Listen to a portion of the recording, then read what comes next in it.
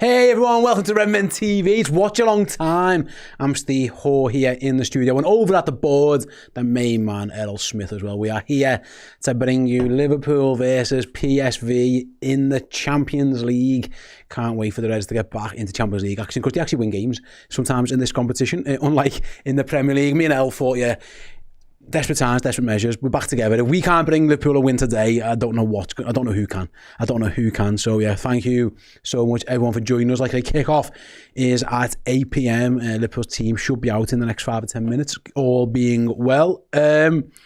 Hopefully you're doing well as well. Before we start, big shout out and thanks to our sponsors of the entire series here on Redmen, well, the entire season I should say, oosh.co.uk. There's a link in the description. At some point, if you want to head over there, they've got some fantastic competitions, Black Friday week and all that. So there's one there where you can win 10 grand for 15p.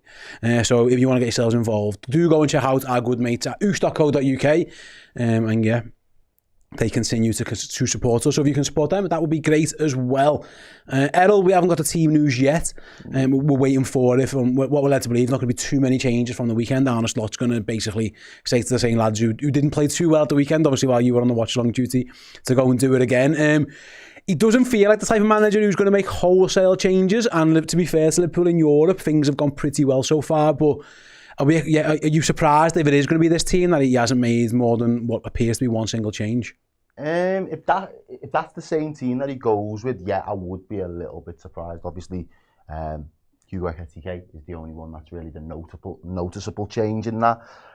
I'm still a little bit perplexed about why we would persist with Dominic Szoboszlai being right back, but hopefully he knows something that we're just not privy to at this moment in time and thinks that is fundamental in terms of the way he wants us to play. Obviously, for the first 30 minutes in the game on the weekend against Forest, it didn't look too unbalanced, I'll be fair to him on that, but as soon as we concede that goal, the heads drop, and all of a sudden we've got a whole different host of problems. So I think if we can actually get it right and be resolute defensively, I think hopefully that should be enough for us. In terms of the midfield, yeah, there's not a lot else he can really do. I think one of the big things for me at the minute is, I think last season, fans probably wanted to see a little bit more rotation and a little bit more change from Slot, and he was really hesitant to do that at times. There would be ones or twos here and there, but he wasn't making sweeping changes across the makeup of his 11 more often than not. I think he's kind of trying to go back to that a little bit and try and keep some level of continuity and consistency. If he can start to run the main 11 back into form by some way, by hook or crook. As you mentioned there, just briefly, the Champions League has been where we've probably produced some of our better performances so far this season. It's probably where we've seen the best out of this particular Liverpool side. So on that basis, it's not necessarily a bad thing that he wants to start to try. Again, we thought it was going to be Forest in terms of turning a corner, but in terms of this week, we can at least try and do that tonight against PSV, and then we can look at the weekend. But I'm not even looking too far past these next 90 minutes, because this is the biggest game for Liverpool in their season right now. We've got to go and put a good result in. The Champions League is hot and up, and we would still desperately need. I think that'd give us as fans a little bit of a lift, that there's still plenty to play for this season if we was able to secure safe passage into the knockout stages without having to do obviously that extra round of knockout games. Yeah, absolutely. Like I say, Liverpool's form in the Champions League has been pretty good. That one game in Galatasaray aside, which by the way probably should have been a 0-0. It was a bit of a dodgy penalty. Other than that, Liverpool have been pretty good in Europe for the most part. So we're fingers crossed that they can continue to do that today. A couple of comments then before we move on. We had Elliot, I think it's L107 JB says, I would have liked to have seen Konate, Mache and Gakpo drop to the bench. I don't think that's going to happen. I'm not sure who we could have played. I mean, from what we're led to believe, Joe Gomez hasn't been able to train properly because he has an injection in his knee, so I think he's kind of being managed a little bit as well. But yeah, Konate for Gomez would have been maybe an option. Mache, you're probably looking at someone else going to right back then. It would be tough. Maybe Endo has to play. I don't know about that one. Gakpo, there's options there. The manager, of course, could play. Federico Chiesa, he could have played Rio and Gamoa, but I think we're going to be honest, I think all three of those are going to be starting. We've got Dill says, you're miles off with this team because the manager has to change it up because it's now or never. I don't think he is going to change it up. I think for what we're led to believe, that is going to be the team. So I can only apologise to you, Dill. It's not us picking it. And to be fair, his team selections in Europe have, again, for the most part, done him well. It's been in the Premier League where things have been iffy, to say the least, for Liverpool. Yeah, and then how has Salah and Konate not been dropped? Isak and Ekitike have to play together. I mean, Isak hasn't been much better either. Again, I think the manager, with injuries, with games, he's asking them to go again. I think the Gomez knee issue, Errol, if from what led to believe is a thing. He hasn't really got that many options for Ibu Konate. It's kind of he has to pick him. And I know he had a poor game at the weekend. He was rightly taken off. But if the manager can't start Joe Gomez, which we're led to believe might be the case, then he hasn't really got too many options he can turn to for Ibu. No, especially if he's already playing a midfielder at right back. You know, the one that we've seen him do throughout the course of this season, and it's usually been an in-game call or decision he's made, is move Brian Gravenberch back there. But let's be honest, we're not starting a game with a centre mid at right back and then a centre mid at centre half. It just wouldn't make no sense whatsoever. I think with Konate, for every 4 out of 10 performance he gives us at the minute, there's always an 8 out of 10 somewhere that we just don't expect to see as well. So he has still got that capability to him. The thing that concerns me more is, where are the 7s across the board, or the 6.5s, where it's just that good base level of performance that you can get 4, 5, 6 wins under your belt, or games under your belt where you perform to a good level. It always seems to be he's either dropping a 4 or he's dropping an 8, and there's never really that middle bit for me. So hopefully again Konate tonight can really put in a big performance. He's somebody that he's desperate really, and we're desperate to start to see him put in some performances between now and the end of this year. Who knows what happens post-January, but certainly we've got quite a lot of games in the coming weeks, and we've got no international break to save us, or break the fall, so to speak. So at the end of the day, we've got to start making it come good. And as you mentioned there, with Joe Gomez only being not even fit enough to train, I didn't even know the thing about the injections in his knees, to be honest with you. But again, it just further shows that he is probably not even necessarily surplus to requirements, but he's just not a viable option for Liverpool at this moment in time. He can't come in and produce the goods, and we're almost carrying him as a little bit of a dead weight in that side, because it is desperately one area where we do need all the available and fit bodies as we can possibly get in and around the team. And at this moment, it just leaves the manager with 2 senior centre-halves, and then after that, the drop-off is rather considerable. So from my perspective, we've got to just stick with Ibu. I know it's frustrating for a lot of people, and I know that wouldn't be the answer for certain people, but at the same time, I think if it's the way that we're going to build for the rest of the pitch at the minute, I'm not prepared to sacrifice another midfielder to drop back there, and I don't necessarily think Endo would give us much respite in that department if he was in. I think we'd still have some errors littered in. The team is out. The only change actually from what Mamardashvili's in goal, so you can put in Alisson. Isn't even on the bench. So, so once what's happened to Alisson, we'll try and get that confirmed in a moment. So Mamardashvili's in goal. You've seen this on the weekend and thought, fuck that. Yeah, he's had the way. And then you can get Calvin Ramsey off your bench as well. Yeah, because he isn't on there once. Yeah, he wouldn't have played. Liverpool got a 9-person bench. Muscure's the other person on the bench. But I'm not sure we've got a card for him. We'll have to have a look in a moment. But yeah, Mamardashvili in goal, and then a back 4. We think we'll find out in due course who's going to be playing right back, but we think it's Sobo at right back, Kerkez at left back, with Ibu and Virgil in the middle. McAllister, Jones, Salah, McAllister, Jones, Gravenberch, and then Salah, Ekitike and Gakpo front, like I say. So that is the Liverpool 11. We'll find out, try and get some confirmation on what exactly is wrong with Alisson, why he's been left out after he made the return at the weekend, but he doesn't even make the bench so far. So it's 2 changes, in fact. Ekitike in up front, and then Mamardashvili's in goal. Come and join me, Errol. Come and join me. Come over. Come and have a little chat. We'll have a chat over here.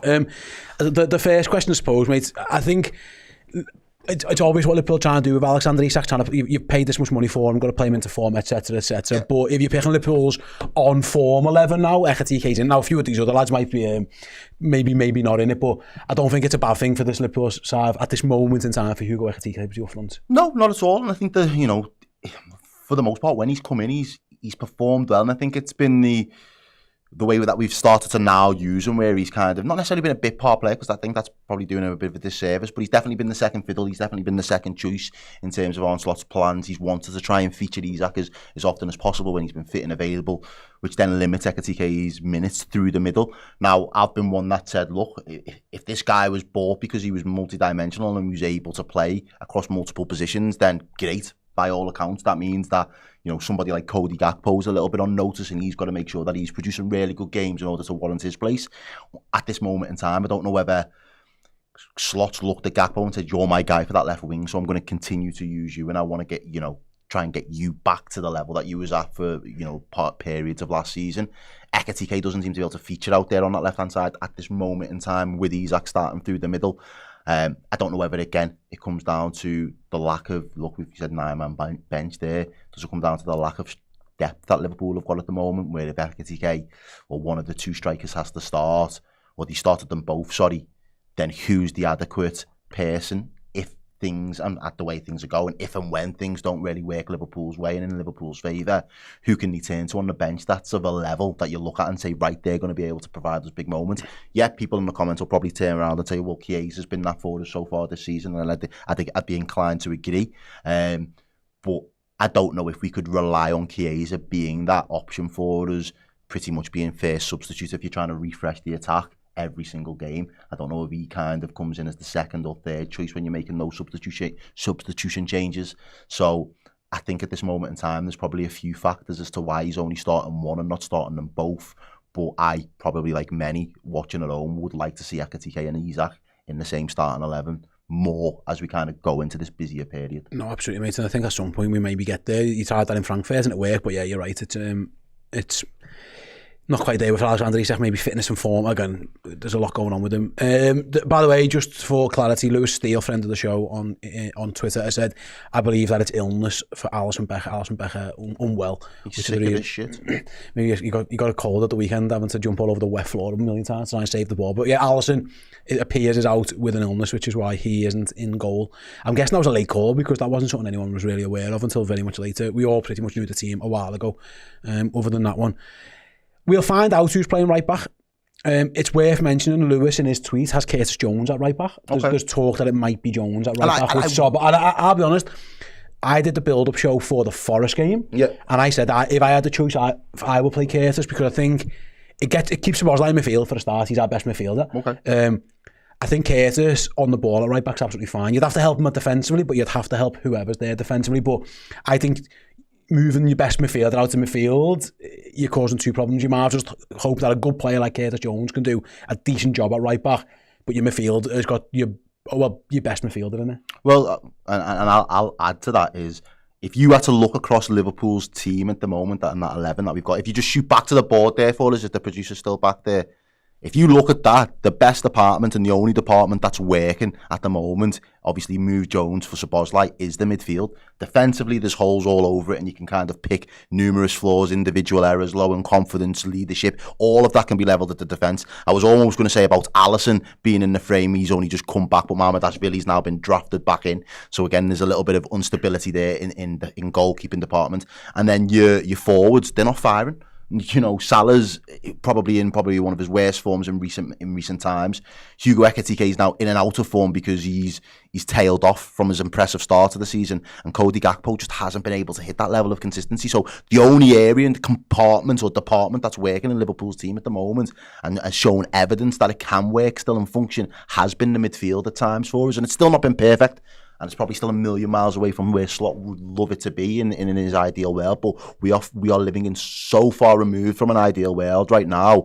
I'm just more concerned about getting you quick wins. What is the quickest win without disrupting the balance of this team? Keep that midfield the way it looks. And as you mentioned there, and the adage of Curtis Jones, again, it might say tongue in cheek or whatever, but like, he's a Scouser. So if you told him he had to play in goal, he'd probably say, go on, give me a pair of gloves. You know what I mean? He's one of them, and he should have that type of mentality that wherever there's a hole in the team and it needs filling, I should be the first one to stick my hand up and say, I'll do that for the team. Like, I'll bat for the team right now because we just need that area covering. And as you said there, I think on the ball, he's more than capable enough. And I think you've seen glimpses of it in the Forest game where they kind of half wanted to share the responsibility between Szoboszlai and Jones. But if Jones can be more focused on that as his role, from my perspective, I think it just allows us in midfield to at least have a little bit more command and a little bit more authority in there for me. Yeah, the suggestion is it's going to be Curtis at right back. Obviously, we'll find that out as and when the teams take the pitch. But that's the suggestion from all the journalists. I think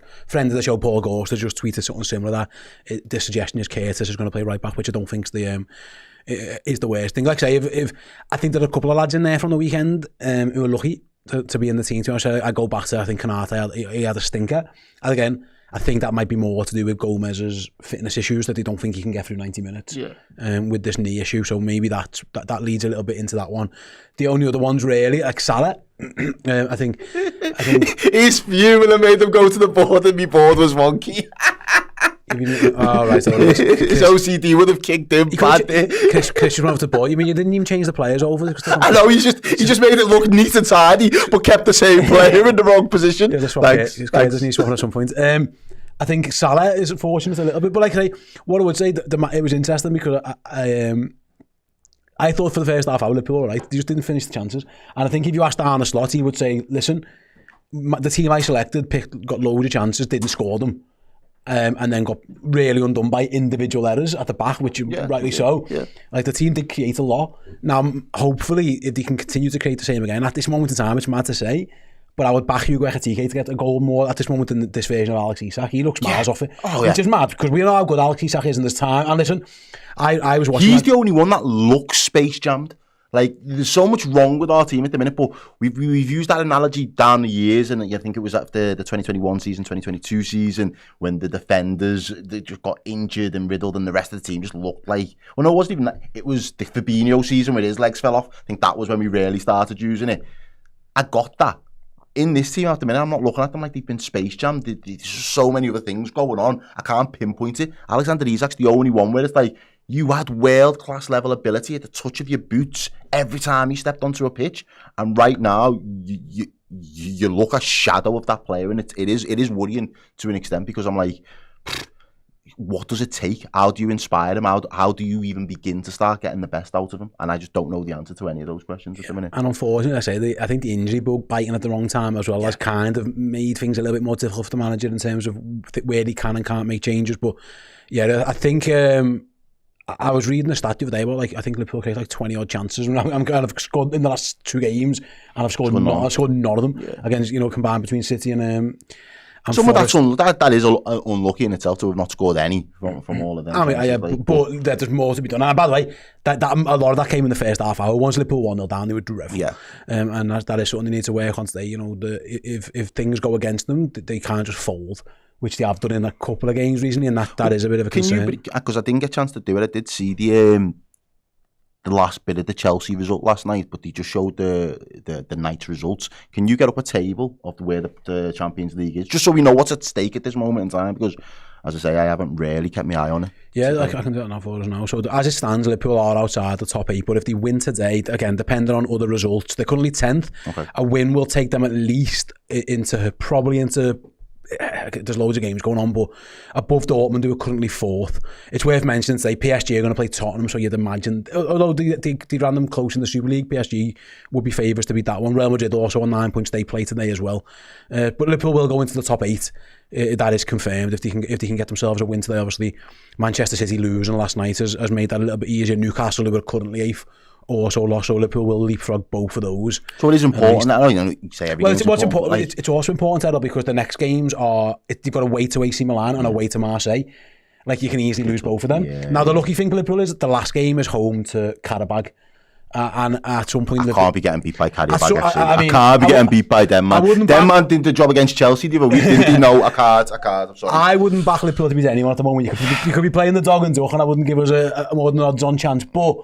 That's the thing. If you win your 2 home games and get yourself, to that 15-point mark, you're more than likely you're going to go through. Just looking back to last year, 15 points would have been 9th, 8th. You'd have been on the bubble for it, you know what I mean? Okay. That was last year. So give or take a few points here and there. I think the 2 home wins are vital, and PSV and Karabag are ones that Liverpool have to win. So it is a big game because I think you want to go to Milan thinking, we can take a draw here, that's fine. And if you get beat at Marseille or at Milan, that's okay. But you have to win your home games. Absolutely. You have to win your home games to even be in the conversation. But this is the again, it is a worry. It's just a worry at this moment in time.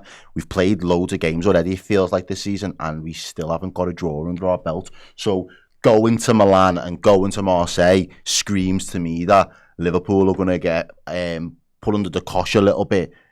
And when that happens, or when it's happened so far this season, we've seemingly crumbled under that level of pressure, and sometimes it's not even been as intense as the kind of grounds of at the Milan or Marseille. So from that perspective, I'm a little bit like, we definitely need to win all of our home games, but we need to have a really good plan in those away games as well, because we haven't been able to play for a draw. And it's not to say that you want to set up and play for a draw, but how would you be pragmatic enough to accept, okay, this game's getting away from us a little bit, or we've got a healthy lead, let's shut up shop now, or just kind of take what we've got. It is going to be a big test for us because, as you say, you know, if 15 points is going, you have you hovering between. I'd rather have definite certainty that we can definitely get over the line, because I think that's one thing between now and the new year where I think it might just take a little bit of pressure. If we know that we've all got that automatic qualification, I think we can compartmentalise some part of that early part of the season, because we'll gear ourselves up for, you know, Salah going to AFCON, then a January window being open. Let's be a little bit more optimistic. And then we're in the knockouts. Who do we get in a draw? All of that can reignite some sort of, you know, kind of hope for how the season can end. But we need to make it as easy for ourselves as possible. If we keep giving ourselves a mountain to climb, all of a sudden that just becomes anxiety, and I just don't think that's a very good energy considering where we are right now. No, it's worth mentioning, like I say, when you look at the makeup of this squad, and I know it's something I've been saying for a while, I think Chris, Josh on the deep dive kind of agreed a little bit as well. This team is more suited to European football than I said it all season. At this moment in time, because the Premier League has gone one way. Physicality and direct ball, long throws, corners, just lots of power, and we haven't really got that at this moment in time. No, but we and it gives us time to fix what the areas that we can fix in January, because there's still a good chance that a few English teams will get into that knockout, and if we have to go and book an English team at some point, they will expose all of our weaknesses to try and neutralise anything we can do in terms of our European pedigree and the clout that we have and like to kind of shout about in this competition. So yes and no, but I do think Champions League football and this particular format suits where this Liverpool side is at the moment the most. And again, it's probably seen so far the best of Florian Wirtz. I know he's obviously not got any inclusion tonight, but I hope his confidence can grow. So there's definitely some quick wins to be had from Liverpool being in the Champions League, doing well and getting through the groups or the table format early as possible. There's definitely some positives that we can take from that and build on. But it's whether these lads can just really lock in and get it right and do the fundamental thing. Can they win the second balls enough? Can they win enough of their own individual duels? Will they put the tackles in that they need to put in? Will they be switched on? Will they be able to cut out those individual errors? Those things will still happen regardless of the way that the league may be going or the way that the Champions League turns. The state teams will still turn up, especially if you're on an away ground that can be difficult to go to. So Liverpool still need to up their application for me, irrespective of the competition that we find ourselves in. Let's have a look at the opposition then before we... not too many familiar names, I'm guessing, but the PSV team, and by the way, it looks like they're matching Liverpool to go 4-3-3, which I don't think Liverpool will mind too much. Kovar, and then a back four, Dest. They do theirs in team order, which is fantastic.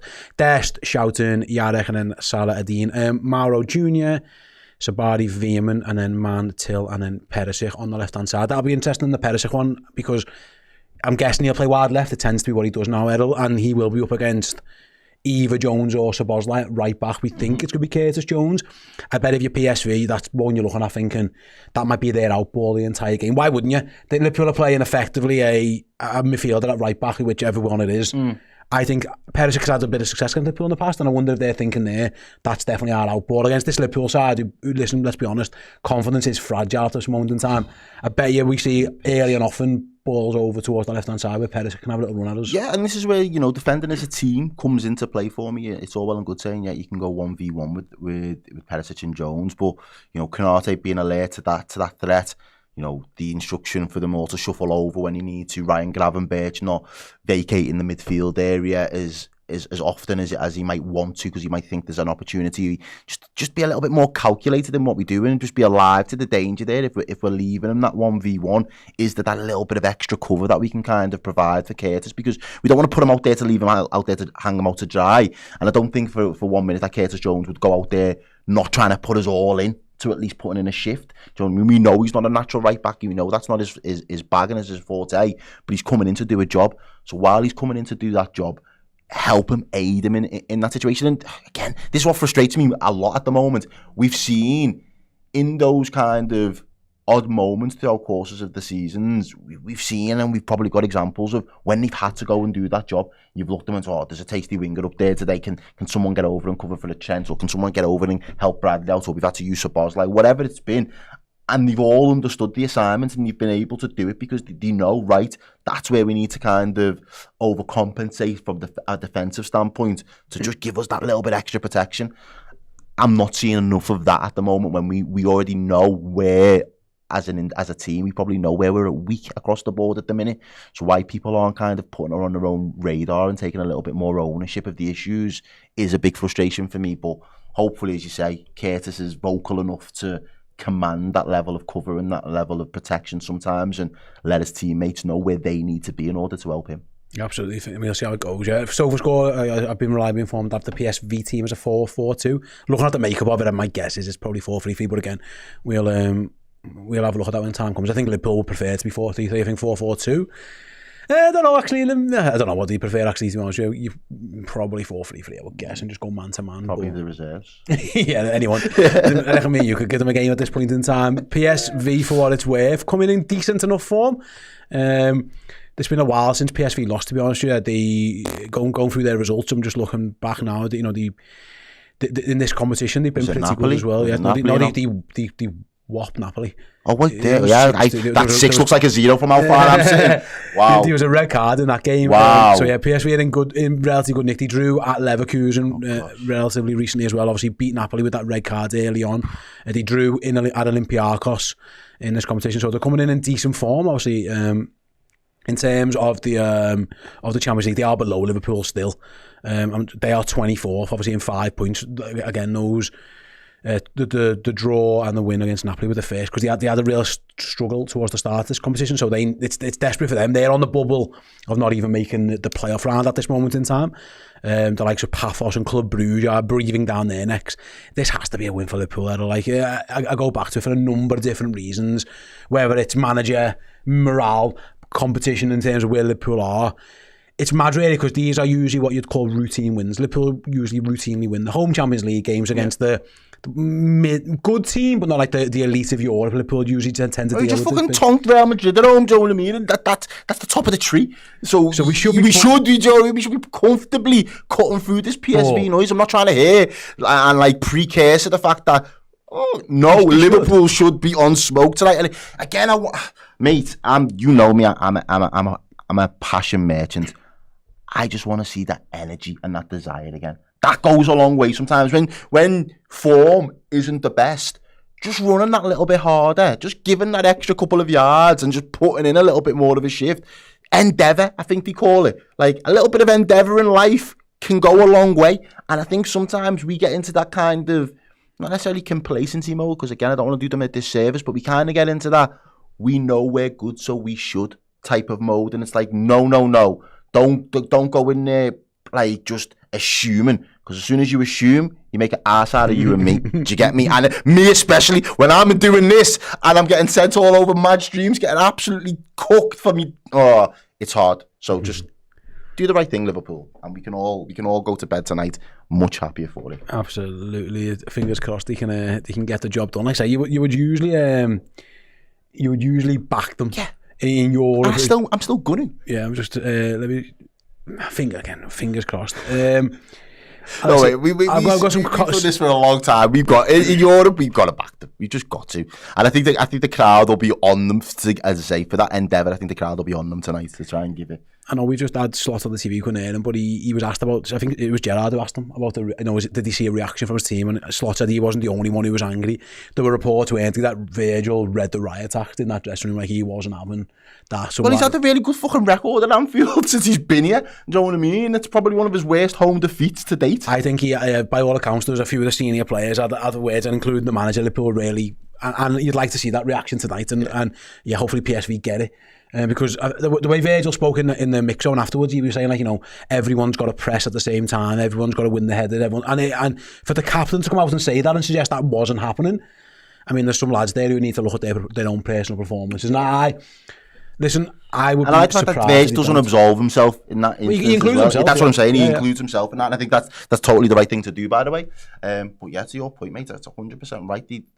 It's got to that point, and we all sat at none of us 3-4 weeks ago wanted it to get to this point. We genuinely believed that there would be a reverse of fortune, and it was just a little bit of us finding our feet along the way of transitional inverted commas season. However, it feels deeper than that now, as in terms of how long it's been not necessarily allowed to go on for, but how long it's kind of continued.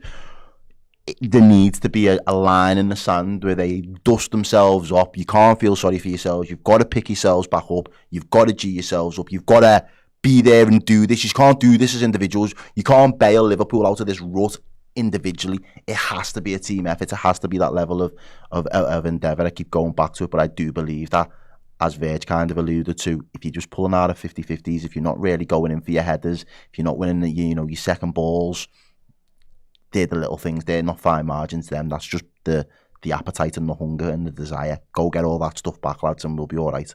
Yeah, by the way, Slot has just told the TV cameras that it's going to be Curtis at right back, so we won't be surprised. It looks like we're going to see Curtis Jones at right back. So if we had that on the board now, it would look amazing. I'm not sure if there's a producer in the back.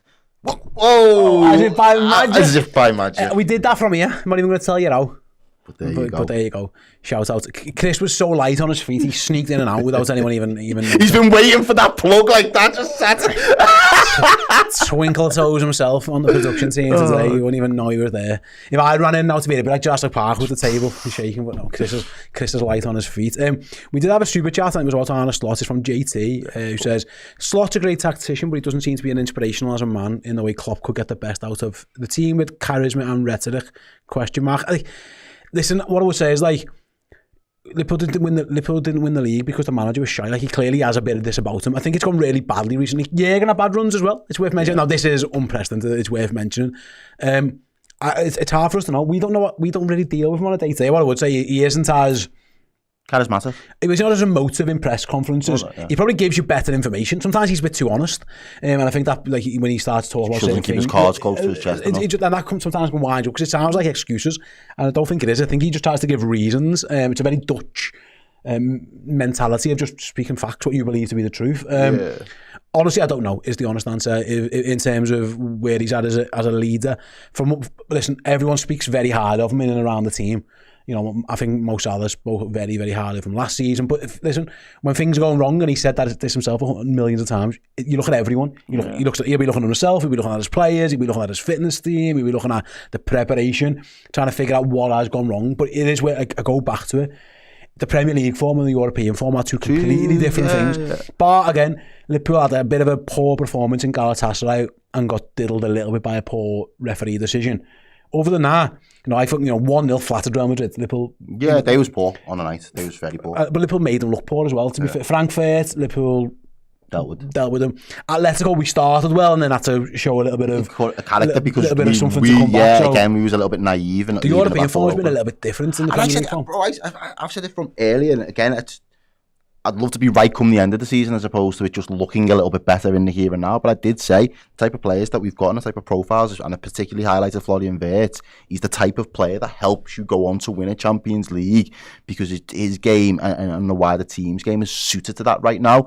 The Premier League, I almost put me money on the house that Alexander Isak could be the guy that could kind of spearhead and revolutionise the attack for us, and so he wasn't so overly reliant on Mohamed Salah. That part hasn't really worked out for us yet. I don't know I think it's probably too late to save a Premier League season, but the Champions League is up for grabs, and we don't have the scars and the disappointments of what we're carrying in the league. If it's a chance for the lads to just a clean slate, dust ourselves off, go into things with a completely different, fresh outlook, the Champions League could kind of give us a little bit of momentum that hopefully then we can push back into the league at some point further down the line within our season. I think the stronger we get within the Champions League, the further we go in that competition, I think the more your league form then starts to ride on it as well, because you're getting back into that rhythm of those 2 games a week. So for me, again, if we can, this is the big one that gives us that confidence, because as you said there rightly, it puts us on that tipping point of how many points would we be on? We'd be on 9, we'd be on 12 points if we win this. So we'd only need a maximum of another 3 or 4 points. I'll get with 3 games to do that. And I know Liverpool, 15 points in the Premier League and then however many games, and we've not got that. But Champions League is different. So I think it'd give them the belief again that part 2 of the season is still on. Yeah, listen, mate, ultimately, like, Liverpool have been fucking rubbish for a few weeks now. But all these players will still have belief in themselves and that they can do something in the Champions League. But like performance is going to have to dramatically turn around. That is for certain. Right then, I'll just let you guys know rather what is going to happen on Redmen today throughout the course of the next couple of hours. In a couple of moments' time, we're going to a quick break, after which Errol will depart for a little bit. Go and have your tea. I know you've got some food on the way, haven't you? Very shortly. I will be here for the Fan Interactive show for 20 minutes or so. Errol will jump back in, and then about 5 minutes to kick off. You'll have us both, the Dream Team, back together, and we'll guide you through the entirety of the game itself. And then the post-game as well, we've got people at the ground in the form of Paul and Chloe, both at the stadium, so there'll be reactions coming from them. Me and Errol will be over on Redmen Plus later tonight with the player ranking show. Fingers crossed that there's can't be as bad as the Forest one. I give you that already. It'll be better. It will be much better than the Forest one. Fingers crossed, lad, because I mean the red category would have been full. It was your mess and central at the weekend, and justifiably so. I completely understand it. So yeah, that is how the day is going to go today. So yeah, we are going to go to a quick break now, after which it'll be the Fan Interactive show where you can have your say on all things Liverpool versus PSV. See you in a couple of minutes. In English, please. How I would describe that as ridiculous almost. Something I didn't expect to be in. Not at any club I was ever going to work at, let alone if you play at Liverpool. If you not play, I wish I played. If you manage Liverpool. So that is unbelievable. I've said many times over here, you cannot find, if you even can find an excuse, you will never find enough excuses to make it that you perform like this. So that's unexpected. For the club, for me, for everyone, and but I'm also working at a club. If there's ever a club you need to face this, maybe this is the best club to face it, because the harder it gets at a club like this, the more we are together, the more we are trying to achieve the things that Liverpool usually achieves. Wat is het grootste verschil in vorig seizoen? I just said something about us conceding far more goals than last season. That is general in terms of conceding. Last season we've conceded 0 set pieces up to now. Now we've conceded 9. So the amount of goals we conceded and the amount of goals coming from set pieces is again close to ridiculous for a club like us. And but of course there are probably more details that are different, but the biggest one is the goals we concede, because from open play we are still able to generate enough chances for us to get a result. But after half an hour, the first time you have to defend and they score a goal, that is of course not what we did last season and not of our standards. It's happening, everyone. Welcome back, Arne Slot there at his press conference. Now it is time for the Fan Interactive part of the show, which means I get to move my laptop slightly over here, because I am going to bring your comments, thoughts, questions and all that good stuff up throughout the next course of half an hour or so between me and Errol before we get live on the Watchalong kick-off, of course, at 8 o'clock. For those joining us, Liverpool team news, their managers made 2 changes from the team that lost to Nottingham Forest. George Mamdashvili in goal in replacement for the unwell Alisson Becker, who is ill, and then Hugo Ekitike has replaced Alexander Isak up front. It's also worth mentioning Curtis Jones is in at right back, so although he was in the team in midfield at the weekend, you can swap him and Dominic Szoboszlai around. It's going to be Jones at right back with Sobo in midfield. The first question is from Plu. It's not even a question, it's just a comment, and Flatty gets you everywhere. Steve looks very handsome tonight. I did ask Bobby before we went live, actually, how am I looking, and Bobby said fabulous as well. So that's 2 compliments I've had, so keep them coming. I am honestly flattery and sucking up will get you everywhere in life, so thank you very much. Hopefully, you guys agree with their Plu. I do appreciate it. Any questions, thoughts, comments, like I say, do get them involved in the live chat. I would like to know your thoughts. There was a lot of anger around the team news before as well. Fair enough. I would have made probably 1 or 2 more changes myself, to be honest with you. But again, the fitness of certain players makes that a bit more difficult. But I wouldn't have started both Gakpo and Salah again, I probably would have started Chiesa on one of the flanks. But the manager hasn't done that. Let's see, who else we've got in the chat. Where Michael McGuinness, when's the deadline for UK delivery on your Christmas shirts, please? I would like one. Hello, Michael. Well, I can tell you, I don't know off the top of my head. I should, but I don't. But if I look on the website, if you order before December 12th in the UK, you'll get one in time for Christmas. The rest of the world, EU is 28th of November. America's the 1st of December as well. So there you go. So you've got a couple of weeks. But if you're in the EU, rest of the world, you've got about 2 days. If you want to get yourself one over at redmenmerch.com. I'm wearing my TK one. Hopefully you can score a goal today. And I can celebrate in style. Lee Guy says, Steve, oh, sorry, I'll go for Quadpod first, sorry. Steve, who is Monsieur, he is the sub-goalie. He is the third choice goalie. You have to have two goalies on the bench, I'm led to believe, in the Champions League, so that's who he is. He is very much the young goalkeeper, I do know that. I had Lee's comments and I've lost it before. It was about Chiesa. Let me see if I can find it. There we go. Steve, why do you think Chiesa is still not getting a start before Mo? Honestly, I just don't think the manager trusts him as much. That's what it is. I would have picked him before either of those wingers, to be honest with you, but yeah, I haven't really got an explanation. There's doubt whether Chiesa can play the 90 minutes, but I'm not sure that is a massive issue if you've got a bench where you can bring people off. So I don't know is the honest answer, but I would have him in the team. I don't know why he's not playing more at this moment in time. Alex, Sobbo isn't playing right back. For one more clarity, Curtis Jones is playing right back. Just to let you know, Curtis Jones is playing right back. That's what's happening. What is the fitness of Gomez, Anthony, that he can't get a game? So the manager said he's been dealing with a bit of a knee injury, Joe Gomez. He's had injections in his knee, which has prevented him training properly. So he hasn't really been able to get himself on the training pitch. It was only really in the last day or so where Joe's been able to get himself into training. So my guess is you might see him at right back against West Ham, but today came a bit too early for him because he hasn't been able to train. If he's getting injections in his knee, I mean, it's obviously clearly not great, is it? That something's not right there. Usually that's a cartilage issue or something like that. So that's that's not ideal. So that's kind of where we're at with Joe Gomez. Obviously not fit enough. Fingers crossed he is better sooner rather than later, because I would like him to be at right back at some point in them, or even a centre half, one or the other. Let's see, who else have we got? Dan, thank you very much. Bald head, beard. Is it? I have grown the beard out. We're in growth period now for the beard. So yeah, it's going all right. Well groomed, I would say. Yeah, shout out to all the baldy bearduds out there. You've got to look good for people, haven't you? If you can try.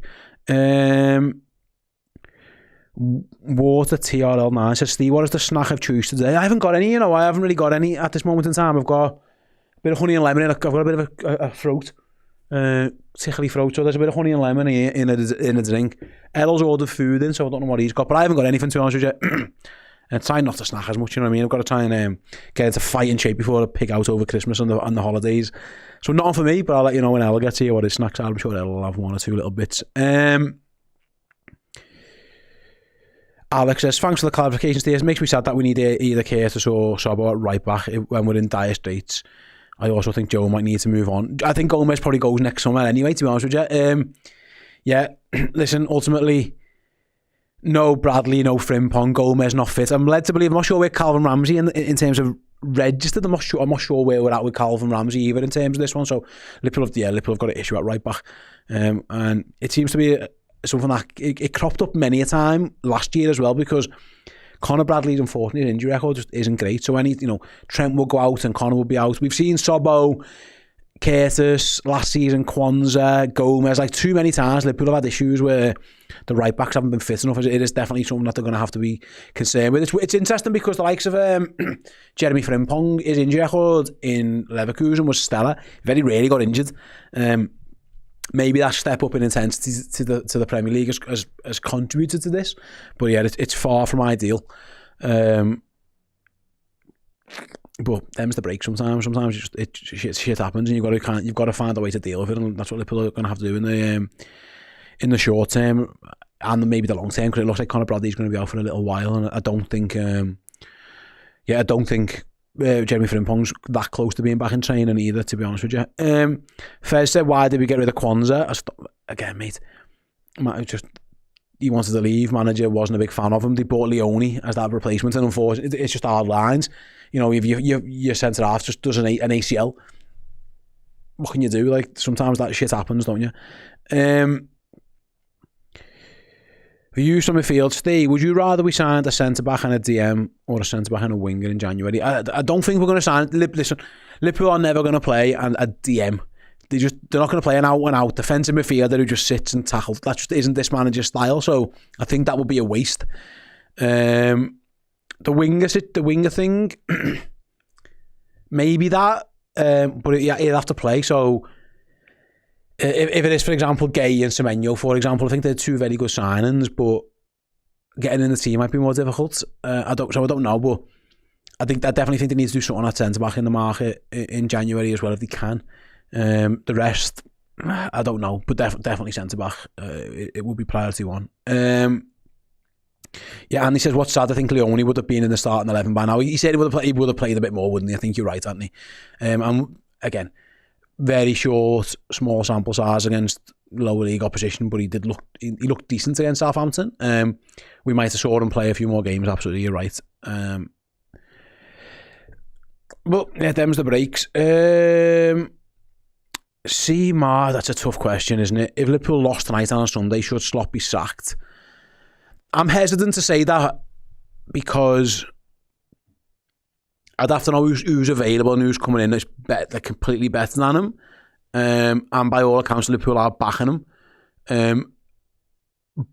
But I wouldn't be surprised if Liverpool lost the next two games if the owners did make that decision and then go somewhere else. I don't know who that would be and who's available. But I think, from what we're led to believe, that the board are sympathetic with everything that happened, you know, in terms of the summer and the transition of the squad, injuries, etc. So that's the reporting. But at some point that would have to change, wouldn't it? My guess is he's got a bit longer than that. And I remember saying this. We had this conversation. It's been a while since Liverpool did this, where, you know, they sacked the manager. But when Brendan Rodgers, it looked like it was time. It was like they held on until there was a nailed on replacement, and then they figured out that Klopp and Carlo Ancelotti were both available and went for it. I'm not sure, looking at the managerial market now, there's anyone who I'd be like, they are definitely a better manager than Arne Slot, but listen, at some point that those conversations would have to happen. But I don't know, because I don't think it would be Jürgen. I don't think that's ever going to happen, so it would be tough. But we'll cross them bridges when we get to them. But first of all, let's hope that isn't the case. Let's hope they do start winning games again. Fingers crossed they can start doing that. It's really annoying when they don't. It's really, really difficult. Jack says, even if we win tonight, it doesn't solve anything. Well, it does, Jack. It clearly does. Like, winning is better than losing. You know what I mean? Like, of course it does. They'd have to prove, what it proves is that actually Liverpool have got a good European team and the European record's pretty good. It proves nothing in terms of the Premier League form. I understand that, because, again, Liverpool's European form for the most part it has been pretty good. The Premier League form hasn't. So two different competitions where they're performing well in one and poorly in the other. I've seen Liverpool have these seasons before. 2005 was a bit like this, to be honest with you. They were decent in Europe, couldn't string together wins in the Premier League. But yeah, fingers crossed. But yeah, listen, at this moment in time, I wouldn't be confident of Liverpool beating anybody, because I think all of our confidence have been knocked at this point in time. And other teams are getting a bit more confidence playing Liverpool. Last year, I think teams turned up expecting just to get wiped the floor with, or, you know, Liverpool will brush us aside. This year, everyone's coming in going, I think we can get something out of Liverpool. So I think it's very much a vicious circle that Liverpool have found themselves in, and only they can get themselves out of it. The manager, the players, all of them. Like, I have some sympathy a little bit for Slot. I think, listen, don't get me wrong, he's not blameless, but then some of the things that have gone wrong on the pitch, I don't think you can blame too much on him. I think some of his players have really let him down. It's a collective effort, isn't it, for them all to get better. And fingers crossed we can get that done. Daniel mentions Glasner. The only thing with Glasner, I'm right in saying he wants to play that back five. I never want to see Liverpool playing a back five. ever. I think it's shit. So I hope that if again, just one name who's being thrown out there, not for me. Fez says, what issues does Isak have other than perhaps being not fit and his lack of form? I think he just looks like a lad who hasn't played that much footy, because you'd like to think he's fit by now, but he certainly lacks sharpness. What I would say on Isak as well, at the weekend, he just couldn't get the ball. No one can give him the ball. This is the kind of thing where I am looking at Slot and his tactics going, I can't quite put my finger on this one, because we bought two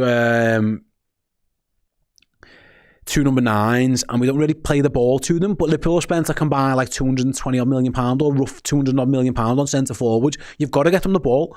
Like Isak in that first half, no one passed it to him. When they did, he wasn't amazing, it wasn't brilliant, it wasn't complete dog shit either, but you've got to give these guys the ball more often. At this moment in time, we funnel everything through the wings, and our wingers are lads who like to cut in and shoot. That's just their style of play. It isn't quite right at this moment in time. You've got to find the balance. So I think that's part of it for Isak. But listen, it's undoubted now that the striking pre-season has clearly had an impact. He wasn't fit. He broke down with an injury. He doesn't look sharp. So they're gonna have to work. They're gonna have to work through that whilst also trying to win games. It is a very tough balance. I still have faith in him because I think he's a world-class footy player. But it's absolutely fucking an issue that Liverpool have got at this moment in time. You've got to try to play him into form while trying to win games. That's a really tough balance to strike. And when he plays, unfortunately, at this moment in time, Liverpool don't win many. They win more when Ekitike plays than Isak, and that's a massive problem. Right, let's see who else we've got in the chat. The Gomez situation, to answer it one more time, I just don't think he's fit. He's had this knee injection, he hasn't been able to train, so my guess is they don't think Gomez can play 90 minutes, and I don't think you ever want to start a centre-half if you don't think he can get through the game. You can bring someone off the bench, but I think that's the reason why, one of the reasons why Gomez isn't playing. I don't think he can, like I say, get through the game. Do you reckon he was out the door, says Rob? I mean, listen, mate, at this moment in time, someone's going to want him. He's going to play better than this. He wouldn't get in, why would Real Madrid want him at this moment in time? He wouldn't get in their team. He's got to book up his ideas. So whether it's to stay at Liverpool or to get himself a move in the summer, whatever's happening, Konate needs to just be better and needs to be more consistent. And like I say, I wouldn't be shocked if Gomez was fully fit and available. I wouldn't be shocked if he was in the team today. Maybe that's one of the reasons Konate's got a bit of good fortune, perhaps. And sometimes that's what you need. You need another opportunity to go and perform. And maybe these fitness issues have given that other opportunity to go and do that. But you're right, he hasn't been anywhere near the levels at this moment in time. Right. Yeah, everyone asking about Alisson. He's still ill. It hasn't changed. Alisson's sick. He's unwell. He is not feeling too great, according to Arne Slot. Right then, who else have we got in the chat?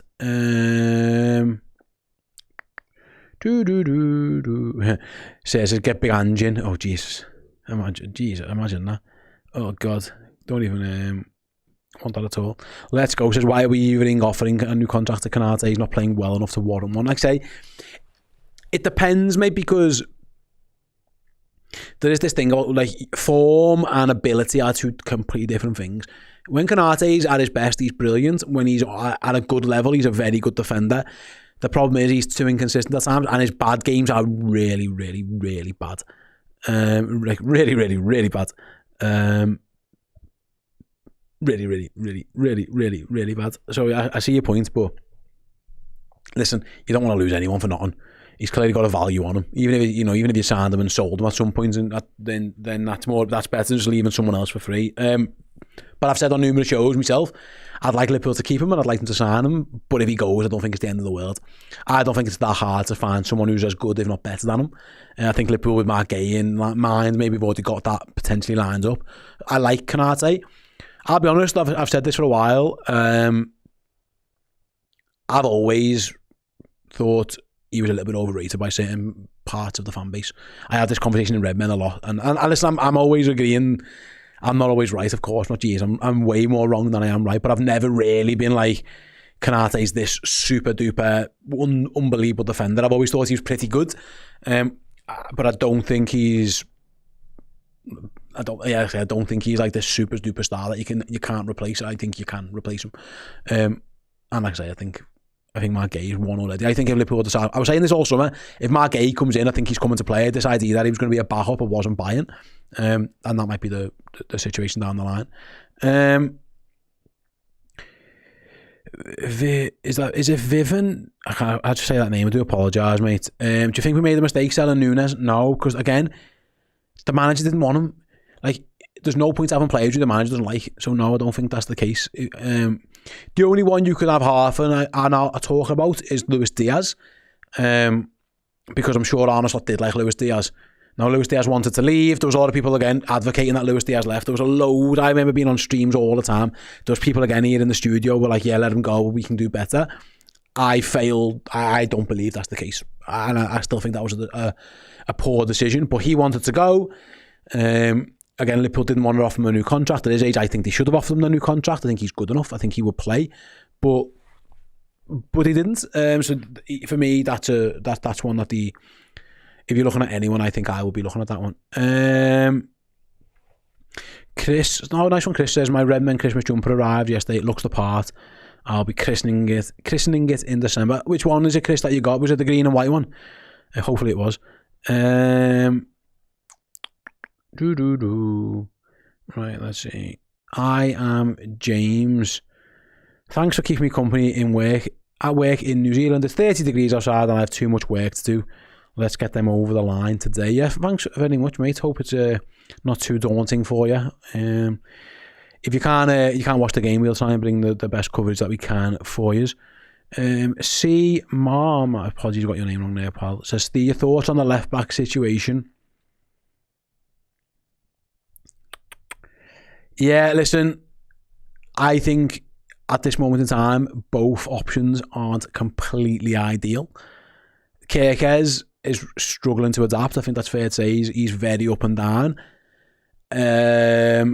Robbo, again, at times has been good, but there were reasons Liverpool wanted a new left back, and I think we saw at the weekend a little bit with Robbo when he come on. It's not amazing, so I think it is a concern. The issue you got at left back is you've just spent 40 million on one.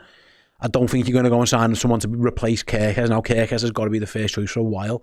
So I would probably be asking Andy Robertson to do another year as the backup. And I don't think either of those solutions are brilliant, to be honest with you. But Liverpool need Kerkez to come good because they've kind of backed themselves into that corner a little bit. Robbo's been...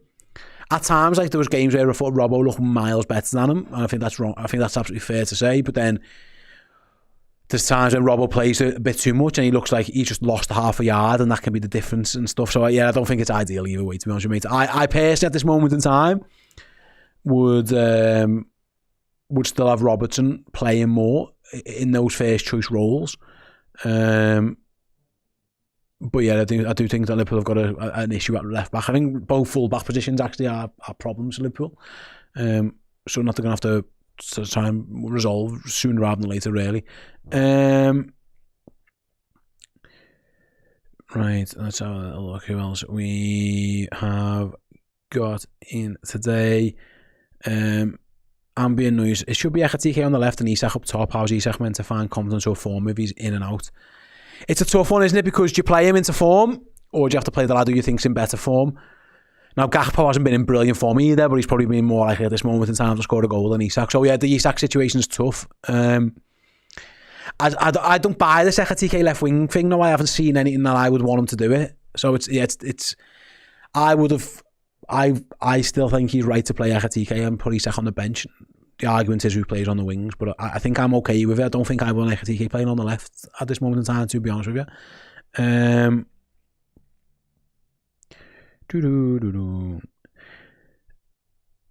If we're talking about form, how is Salah still sorting something? Listen, mate, if Arne Slot was only picking players who were in form, we wouldn't even have 11 on the pitch. That's Liverpool's problem at this moment in time. If Liverpool were picking players in form, Sobbo, Ekatike, Chiesa, Van Dijk, who's been a little bit up and down more, but other than that, you'd have like 4 lads on the pitch. I don't think anyone's been in great form, to be honest. I think McAllister's had a dip, Konate's had a dip. Both left backs haven't been brilliant. Maybe Curtis, I don't know. It was in good form before the injury, but yeah, if you picked everyone who was fit and in form, I don't think he'd have an 11, if I'm honest with you. So that would be the issue we've got. So someone's got to play. Yeah, like you talk about getting players back into form. Maybe it's that, but Liverpool haven't got enough players in good form. It's a reason why they've been pretty up and down, to be honest with you. Right, let's see who else we've got. Yeah, there's a lot of people having to go with the manager. Fair enough. How long is Dan's out for? A while. I think Davey's got a pretty serious hamstring injury, unfortunately, so it's going to be a while before we see him. Kieran says, hi Steve, hope you're good, my mate. I'm stuck on an island tonight. I'm hoping the Reds can cheer me up while you and Errol keep me company. Which island are you on, Key? Let us know. Is it why are we stuck on an island? Is this a challenge? Is this some type of what are we doing? Let me know why you're on an island. I'd love to know. Let me know where we're at one. In that one is Pachetti just still injured as well, so no, he isn't available, Dave. He's still out for a while.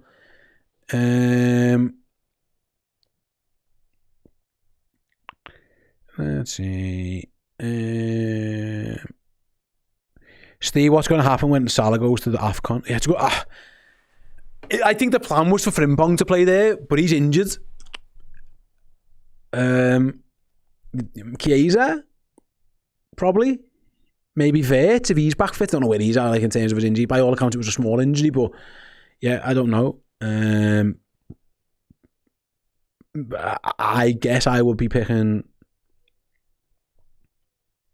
I'll probably start with Chiesa for now. And I think he should be in the team more. I like Chiesa. I think he's proven himself to be more than capable of playing it. But yeah, again, I don't know. I think the plan was Jeremy Frimpong. This hamstring injury is going to really impact that one. And listen, he goes in December, doesn't he? So maybe the 13th or the 20th, depending on what the deal is with Egypt. So maybe Liverpool sign someone in January, and that becomes a solution early on. But in terms of the current options, probably looking at. I would guess you're probably looking at Federico Chiesa. Kieran, oh sorry mate, let's say I've just seen you. You're on the Isle of Arran.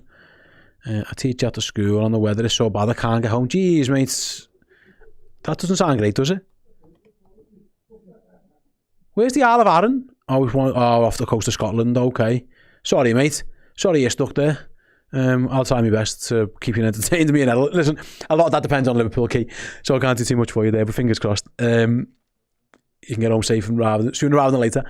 Yeah, your entertainment will hinge plenty on me and Errol, but that also hinges plenty on Liverpool doing the business. Matt says Semenyo in January. The noises seems to suggest that might be something that's on the cards. I think that would be Liverpool bringing a deal from the next summer forward, because so many teams are interested in Semenyo that kind of what they did with Diaz and Gakpo. They actually wanted them a few months later, but other teams coming for them, so they had to do the deal. I wouldn't be shocked if that happens with January with Semenyo. He's obviously got this release clause, hasn't he? I think 65 million quid's a fair price, so that is potentially an option for sure. A-Dub0224. I love the show from the US, but we need a win today, up all. Thank you very much. Very kind. Thank you so much. Yeah, fingers crossed Liverpool do get that win, because you're absolutely right. Liverpool definitely do it. They definitely do need that win. Who else do we have in the chat? I'd rather sign Gay. I mean, yeah, let's do both. Stay ideal score for tonight, 7-0. It would be nice, wouldn't it? Just fucking win. Just win. Win with a clean sheet will do this team the world of good, I think. And I do think they'll win. If I had to guess, I do think they'll win. I think they've been pretty good in Europe. But I think I'm 100% confident. I just think they'll win. Do you want to tag in? Whenever you're ready. Right, then we're going to go to another quick break because Errol is back. I am going to go and take a break now. The time is, 1:45. So we're going to go to a very, very quick break, after which Errol will be in the studio for 10 minutes or so, and then I'll join him afterwards for the watch-along. So yeah, see us all on the other side of this break. The 18th on 5 points, 1 win, 2 draws, 1 loss. That loss came at home to Club Brugge. However, they are at the moment on an 11-game unbeaten run. What are you expecting from them? It's difficult to know because, as you say, the Champions League form, UCL Champions League form has been strange this season. They've beaten Napoli 6-2, had 2 draws, and then was it Club Brugge or Union SG? It was Union SG, sorry, that's 2 who Belgian they played. clubs. Both Belgium. Lost to Union SG in their opening game, so it's been a while since that. And is it me, or when we play these Champions League games, are they always the opposition in great form? There's always been some kind of unbeaten run that we have to come up against. But I'm expecting a team that their strongest kind of area is on the wings, by the looks of it. They've got a man called Mann playing right wing. Dennis Mann, who seems to be quite a good player. They've got Perisic is still knocking about, putting good crosses in off the left. And Gus Till up front is hoping to go to the World Cup next season. He's their top scorer. I don't claim to have watched him, but if he's a top scorer and maybe going to the World Cup with Holland, he must be half decent.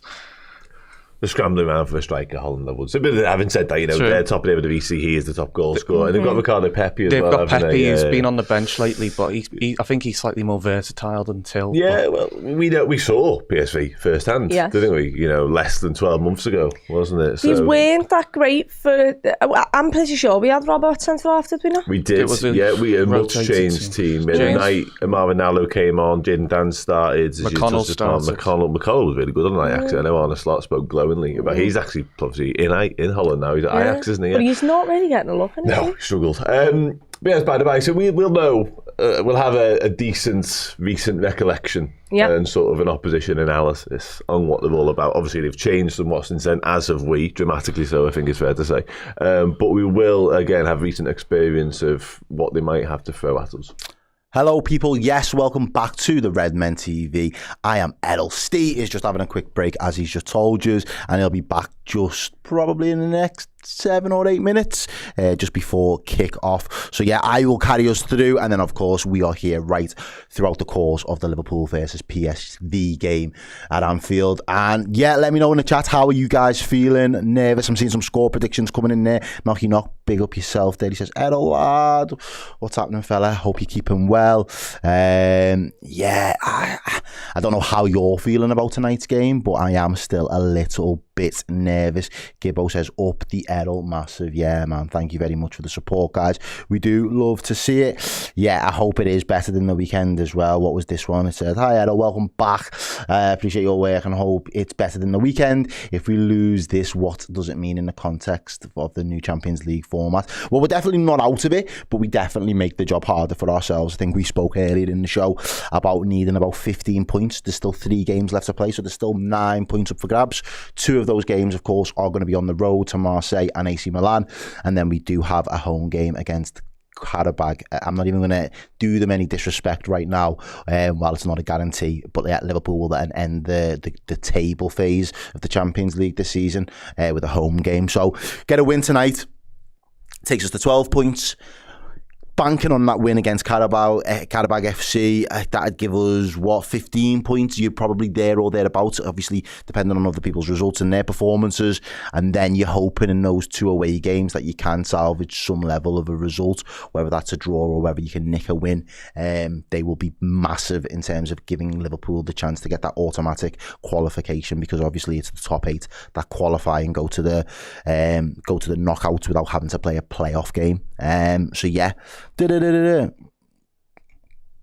Tubman says, me and you are matching glasses. Have you got Toms? Yeah, you got glasses like this, bro. I love that. If you have, fantastic. I do love me Toms. I'll be yeah, I'm a big fan of those. Who's this? It says, do we think Gamoa could be getting more first team minutes?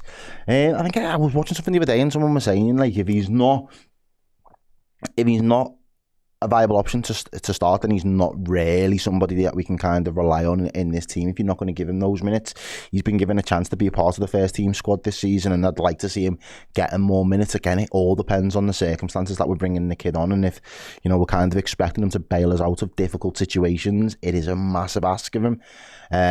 And at this moment in time, Liverpool don't really have the luxury of games where you can kind of say these would be perfect to kind of bed him in and give him the type of minutes to get some more first team experience. I think the need for the team to be getting not only performances but results far outweighs the need to be getting real minutes at this moment in time. So as much as I'd love to see him playing more, we haven't got the luxury and the opportunities afforded to us. And by that I mean we're not in the Carabao Cup anymore.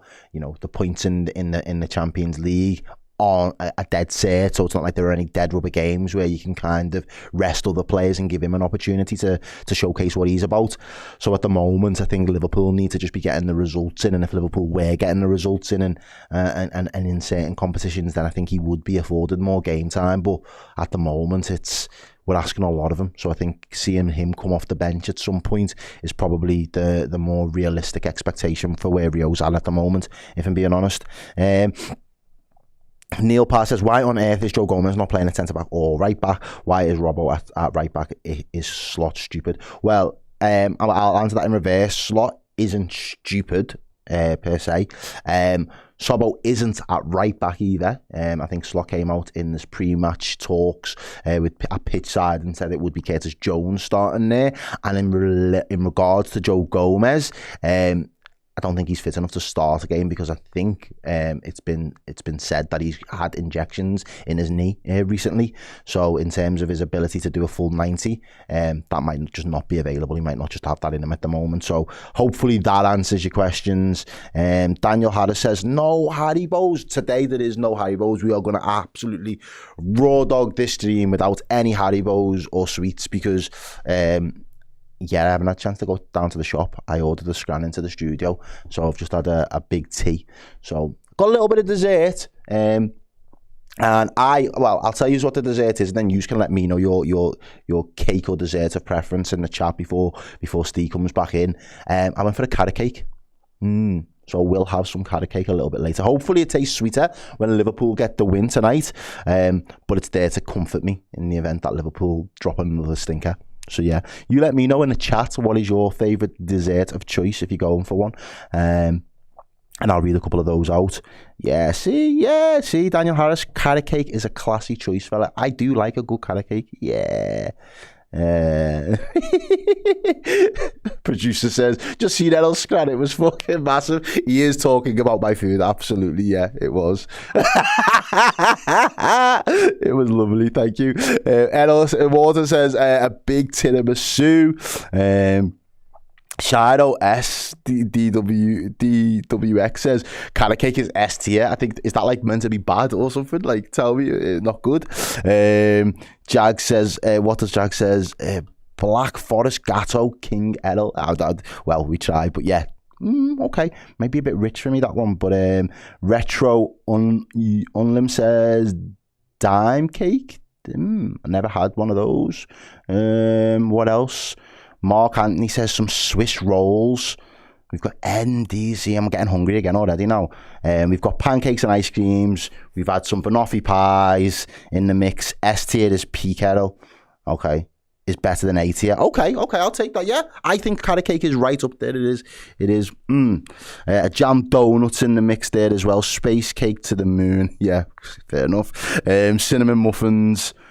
Ooh, yeah. All the good stuff. Hopefully we're feasting tonight. That's what I'm hoping for from a Liverpool perspective. And as I do turn my attention to this game, let me know in the comments, not only where you're watching from, but I do want some more score predictions as well from you guys. What time of the day is it as well? And I'll read some of those out, because yeah, I need you. If you guys believe and you have confidence, that feeds into us, and then it feeds back into you when I get a little bit overexcited and a little bit animated.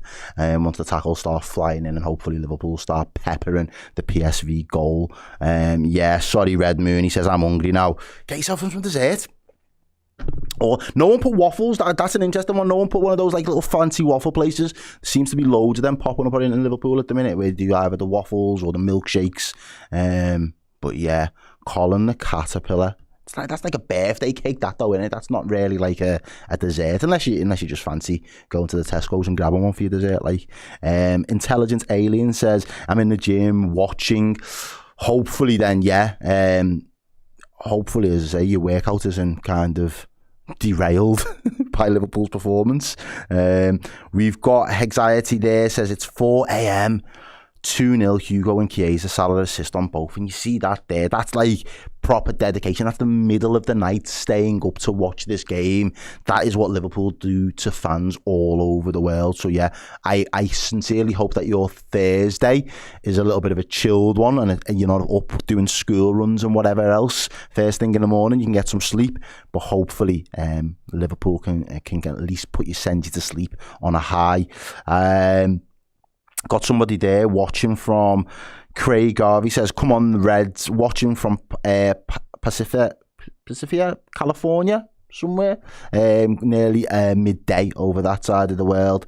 We've got Leamington Spa, 3-0 up the Reds. We've got 3 p.m, -5 in Montreal, Canada, praying for at least a goal. Please turn the week around, Reds. Yeah. That would be he says, I've got uni classes at 11:30 later, I'll be fine. Yeah, you should be all right. Most of you uni kids just use ChatGPT now anyway now, don't you? So you'll be sound. Just get the AI involved and you'll be flying. A Dutchman living in Sao Paulo, Brazil, 2-0, and it's 5 o'clock in the afternoon, so tea time. What are you having for your tea? What's for dinner? And yeah, let us know if there was you said 2-0 there. Have you got any goal scorers in mind for that? Come on, boys, I'm fed up of these shit performances. Let's get back on track, up the Reds. Mate, you couldn't have said it any better. I think I could end the show right there, because that is the thoughts of all of us Liverpool associated fans at this moment in time. We just want a performance. And to be fair, I said on the last show against Forest, I wasn't even bothered about performances anymore. I thought, like, when we was in a bit of a slump, it'll click, the performances will come, just keep grinding out the results. We started to lose games, and I'm just desperate for the results now. Just give... What are we laughing at? He's laughing at... Are you laughing at the mascots? No. Okay. Don't know what page I was laughing at there, but yeah, that just threw me. But no, I would just like to start seeing these results now and again. I think the Champions League is where we've seen some of our better performances anyway, so I'm hoping the performance across the board will just be a little bit more in keeping with the way that we've played so far in this competition. But then, of course, I'm desperate to get the results over the line as well. Who else have we got? 4-0. Probably 5, and I'm craving lemon meringue right now. Ooh, yeah, okay. I don't like it. That's the one thing I don't like in a dessert. I'm not a big lemon in a dessert fan. Just really, really not. And the main man himself is back in the building, so I will shuffle over. I'll pop onto this one. Hello, welcome. How we doing? There we go, right. Thanks for filling in there, mate. I needed it earlier. You know that? A throat lozenge. A little throat lozenge. Listen, listen, sometimes you gotta just play through the pain of you, and that's what we're doing here. Let's get rid of that. I don't need that right now. Might need that later. Right then, how we doing? The chat okay? Everyone good? Chat's all good, yeah. They've just been telling us what their dessert preference of choice is. What would yours? Are you a dessert guy? Do you go for the dessert when you're going out for the Yeah. You know what? Sticky toffee pudding. See, that's my number 2. It's What was one? Well, to be fair, I didn't even order them. But if I was to order them, cheesecake would be number 1. Yeah. Sticky toffee pudding would be number 2, and then me carrot cake that I have just went and got would be number 3. Okay, yeah, no, they're good solid choices. Yeah, little sticky toffee. Someone said the cheese board. I've just seen that. Then Nick, the cheese board. Who do you think you are? About a cheese board for the dessert? Get behind it. You get behind the cheese board for dessert? I wouldn't do it, but I can see the value. Okay. Yeah. Maybe I'm just not cultured enough to appreciate a good cheese board. No, yeah. Is that the one where you can get like the sticky one? What's the fondue? That is. Is it okay? Yeah. Cheese board is literally made a board of cheese. What it says on the tin, it's literally that. The name nails it. Like there's no ambiguity with what a cheese board is. That's where we're at with that one. Yeah, right then. Let's see who we've got. Cherry pies and custards as well. Okay, yeah. Not a big fan. Don't mind a bit of caramel on anything, really. Salted caramel, just yeah. Little chef's But I'm on this diet at the minute, so there's been no desserts for a while. Trying to lose a bit of the beef. Right, then Liverpool huddle up at Anfield. Tony, who doesn't? Right, I need to look at my numbers, don't I, first? That's job number 1. Let's get them in. So there's 2,000 of you watching. 450 likes. Press that like button, folks. Press it. Come on, guys. Press that like, we button. need to do as much as we possibly can, humanly can do at this moment in time, to at least give Liverpool that edge. Like, worst case is you do it and we still lose, right? And you'll be like, you know what, at least I did my bit. If you don't do it and we lose, that's kind of on you. It's on you. It's kind of your fault. Right, then PSV kick off, attacking the Kop in the first half. It looks like, from what I can see, they are playing more of that 4-3-3 as they go back to the goalie, who just absolutely howitzers down on the right-hand side towards and it is Curtis Jones playing right back. Yeah, it looks like he is. At the start of this game. So it's Curtis Jones is Liverpool's right back in this one. Yeah, thank you for joining us as well, watching wherever you are in the world. We've had people from all over California, people from Montreal in -5 degrees. We've had people that are over the other side of the world at 4 o'clock in the morning before university. So yeah, we've got people all over watching the Reds tonight. So yeah, again, guys, let's hope, fingers crossed, they can get the business done for everyone. But yeah, I love the watch-alongs. And then, of course, as well, make sure you share it. Let people know where you're watching and who you're watching it with. Community of us in here. So yeah, chat on your best behaviour, because Liverpool need all of the support and positivity they can physically muster up at this moment in time. Absolutely, fingers crossed. As Liverpool have got the ball with Virgil van Dijk. Yeah, Liverpool and Mamardashvili in goal for those joining late. Yeah, Alisson Becker taking ill. Feeling a little bit under the weather as Ali. There's a lot going around. No press coming from PSV at the moment. No, so to be fair, this looks at this in this formation without the ball. It looks like it's 2, doesn't it? It's almost like a midfield diamond. Yeah. As Liverpool go long, Kirk's trying to get in there, just beating to it at the last second. Really, can Liverpool win it back with Ekatike? That's good. Nice feet, referee. That was nice feet as well, to be fair. PSV wanted the foul, wasn't given, but ultimately they've won a throw-in. Their captain, is that Shooten? I'd probably got his name wrong. Have we got music on the go? No. It's on the hit and miss. Yeah, we'll do without. Have we got it? We can try. We've got Chris on the production. He just said we can give it a go. Worst that can happen is that it doesn't work. But for now, PSV on the attack, Liverpool have dealt with it though and cleared through the captain, although it wasn't the greatest clearance anyone's ever made, and PSV have it back on the halfway line. Let's see if we've got a song. I don't know if you can hear that. Chris will have to tell us. As PSV come down the left, cross into the box, Kirkes nods it behind for a corner. No, it's okay. Fine. Don't worry about it.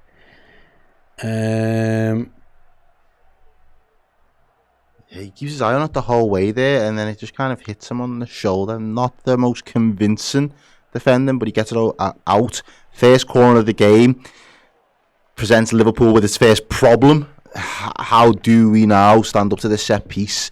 And do PSV have the quality to punish us in these areas? Are these the type of situations that they would have been wanting to get Liverpool in? Got an early opportunity, 3 minutes on the clock. And they've got 2 men over there. He's going to whip it in left-footed, heads away, good header. I think it was Hugo Ekatike.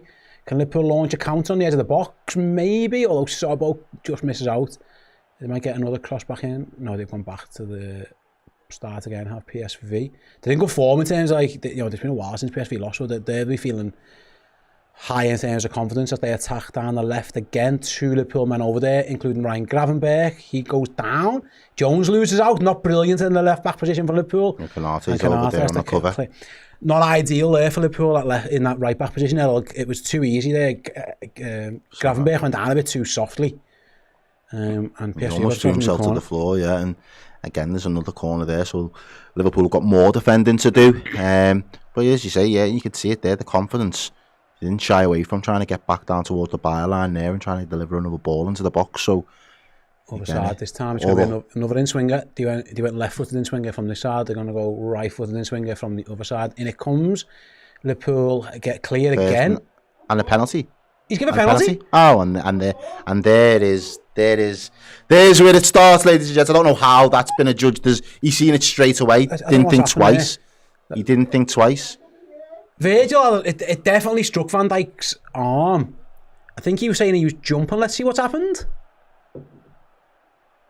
What's he doing? Yeah, that is a handball. It is handball from That's Virgil. blatant. That's bizarre. blatant. His hands up here. That's blatant. That's blatant. Unless he's saying I'm being fouled. That's blatant. He's saying I got fouled. This is blatant. His hand was up, Virgil, like high into the sky. It was almost like a volleyball spike in the end. I've never seen anything like that before. I haven't. It was strange. And the protesting. Well, he's arguing he got fouled before. It was slight, if anything. And your hand doesn't go up like that if you get fouled in the back. Come on, lad. Come on, Virg. Come on, lad. And it's Perisic. I mean, Mamardashvili saved one from Erling Haaland a few weeks ago. 5 minutes in. It's a terrible Virgil van Dijk handball. Gives Perisic an early chance to put PSV into the lead. And Liverpool, this is not what the Reds needed so early on. Up he steps and scores. And Liverpool, a trail, that was, I mean, I don't know what's Virgil doing there? Don't. And that, again, leaves Liverpool in another problem. Whenever we go behind first, we don't tend to win the game. I've never seen anything like that before. I don't think it's enough of a foul for him to just... No, it's not. It's nowhere near enough of a foul. At the end of the day, he's arguing with the referee about it. Again, as a manager, how do you account for that type of individual error? How would you do about that? Like, what can he do? Yeah. You're captain of all people. The second corner of the game. Whether it's a lapse of concentration, whether he thinks it's been a foul, he's culpable of giving a handball like that, really unchallenged. It just begs belief. I think there's a little bit of a nudge in his back, but you don't put your arm up, mate. It doesn't make you. It doesn't make you. Well, that is, It doesn't make you fly your arms that high in the air. But that's poor. Oh yeah, Liverpool again. Sale. Familiar sight again. What can Arne Slot do about that? Nothing. His captain's just play volleyball in his own box. I don't understand. I can't legislate that at all. And then Ryan Gravel, the mentality thing's going to happen because we're going to feel like we've been hard done to here. Liverpool need to fucking wake up. Yeah. Excuse me, French, but yeah, I can't believe he's done that. He's not happy, Virgil, with that decision, but he needs to get his head together. Get your hand down, lads. You can't put your hand up there like that. And PSV are confident they've won the ball back again this time from Ekitike. Szoboszlai goes to press, is beaten. But he's the only one, again. I know they give the ball back to us, but we can't be doing it as individuals, lads. LGR Parker says Van Dijk was being held down. Maybe he was, but you still can't put your arm in the air. Again, I didn't see it didn't look that obvious to me where he has to put his arm up that high, you know what I mean? No. And again, almost whatever game plan that Slot's kind of given them to go out with within the space of 5 minutes, he's got to react again. Anfield's responded, at least you can hear Anfield trying to get louder, but good grief. Right, then Virgil goes along again over the top looking for Gakpo, but goes straight through to the keeper. I think when you're fucking, if you're a manager, you've lost loads of games and you're trying to think, we're under pressure here, what can we do? And your captain's playing volleyball in his own box. Doesn't do you no favours, does it? No. Just compounded the issue. Right then, PSV go out, play off in the back. Can we look a little bit stronger in situations where we've been at our weakest? It's only taken 2 corners, and we've fumbled. Oh, what is that? Right then, PSV on the front foot. Kirker's trying to battle on the halfway line. He's forced his man back. To be fair to him, he's done all right there, but it's going to be a PSV ball. 3,500 of you's watching, but we're still not at 1,000 likes. Come on, guys, we warned you. Are you doing as much as you can for this team right now, or are you doing a Virg? That was poor. Use your finger, don't use your hand. I can't believe he did that. I've got no explanation whatsoever for that. Like, it makes no sense. I know Liverpool trail from a penalty from Perisic, and it was Peter Boss. Absolutely bizarre from Virgil van Dijk to give that penalty away. It's laughable at this point. It is absolutely laughable. And Liverpool again got it all too. Interesting that they've split almost like a back 3 at times with the ball. Seen that? Yeah. Van Dijk spread really wide. Liverpool almost go to a back 4 or 5. Mamardashvili on the ball, no press coming from PSV. You are in that 4-4-2 formation. If there's no press coming, Liverpool are going to have to try and work through it. They're just trying to block passing lanes, aren't they? As Curtis Jones gets the ball, plays it inside to Gravenberch, he goes down the line, but straight to the defender who's going to knock it back to his keeper. We'll need to get out of their own half.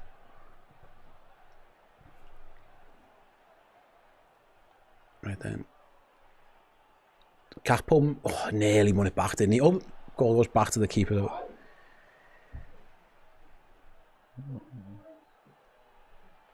Dest plays it down the line. Who's playing number? Is that 27? It is. It's man. Kirkers does well there. Kirkers, to be fair to him, stuck with his man the whole way. Throw into PSV iron. Striking news. There's more match like these. You'll have to rebrand your dream team as the Scream Team. Yeah. I hope not. I know. I don't want to rebrand. We've been doing well. Poor man. What can you do? Like, you're captain of all people. Bizarre. Anyway, PSV, another throw. I wouldn't even bemoan it and feel like I've been hard done to there. The Galatasaray one, you can look at and be like, you know, that was really soft. That, like, he's literally swatted it with his hand. Like, even if you're getting fouled, don't make the ref make the decision. You don't fucking stick your arm in the air. It's bizarre. Right then, Soboslai battling at the right in the left back position. PSV swarm at Liverpool though. Yeah, they've won it back with Dest. Sobo wins that back, keeps it in. He's got it clear though. He's in his own box. And now he's been fouled, surely. Yeah. But Liverpool making hard work to play out from the back there and get up the pitch.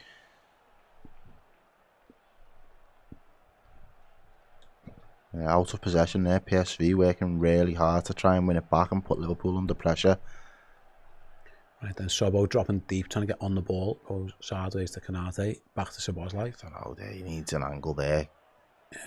They're not pressing the goalie. Interesting. No, as soon as it goes to Mamadashvili, no one comes and tries to close him down. He goes long over the top, looking for Ekatike. He doesn't get there. Gakpo does. Over touch and then gives away a foul as well. Perisic there doing his share of the defensive responsibility. He's dropping back in, picking up the loose ball there. Gakpo does well in the 50-50. He rides the challenge, but he just puts a little bit too much on it and there's the PSV go for the big sort of poor pass on the free kick, straight out of play.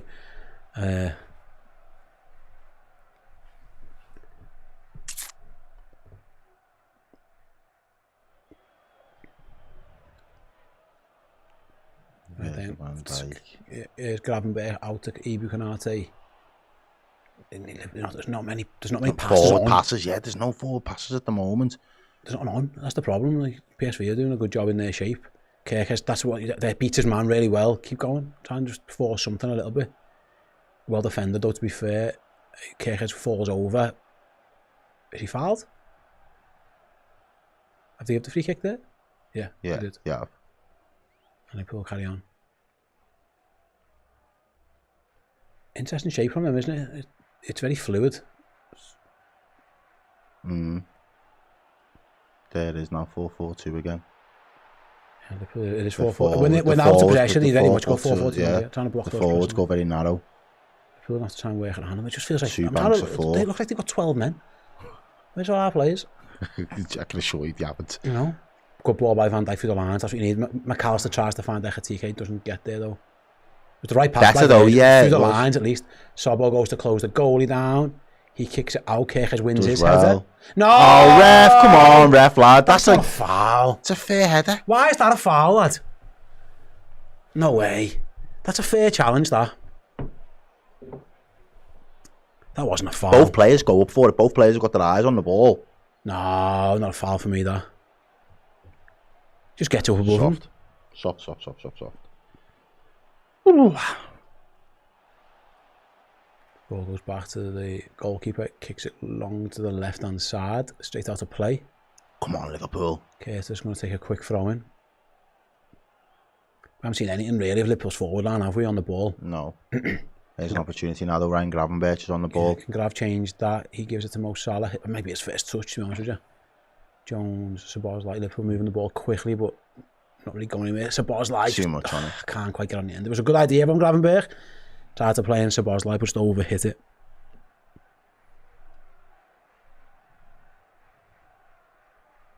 We're going to see it again here. He's not even fouled. He's not even really fouled. Yeah, it's soft, isn't it?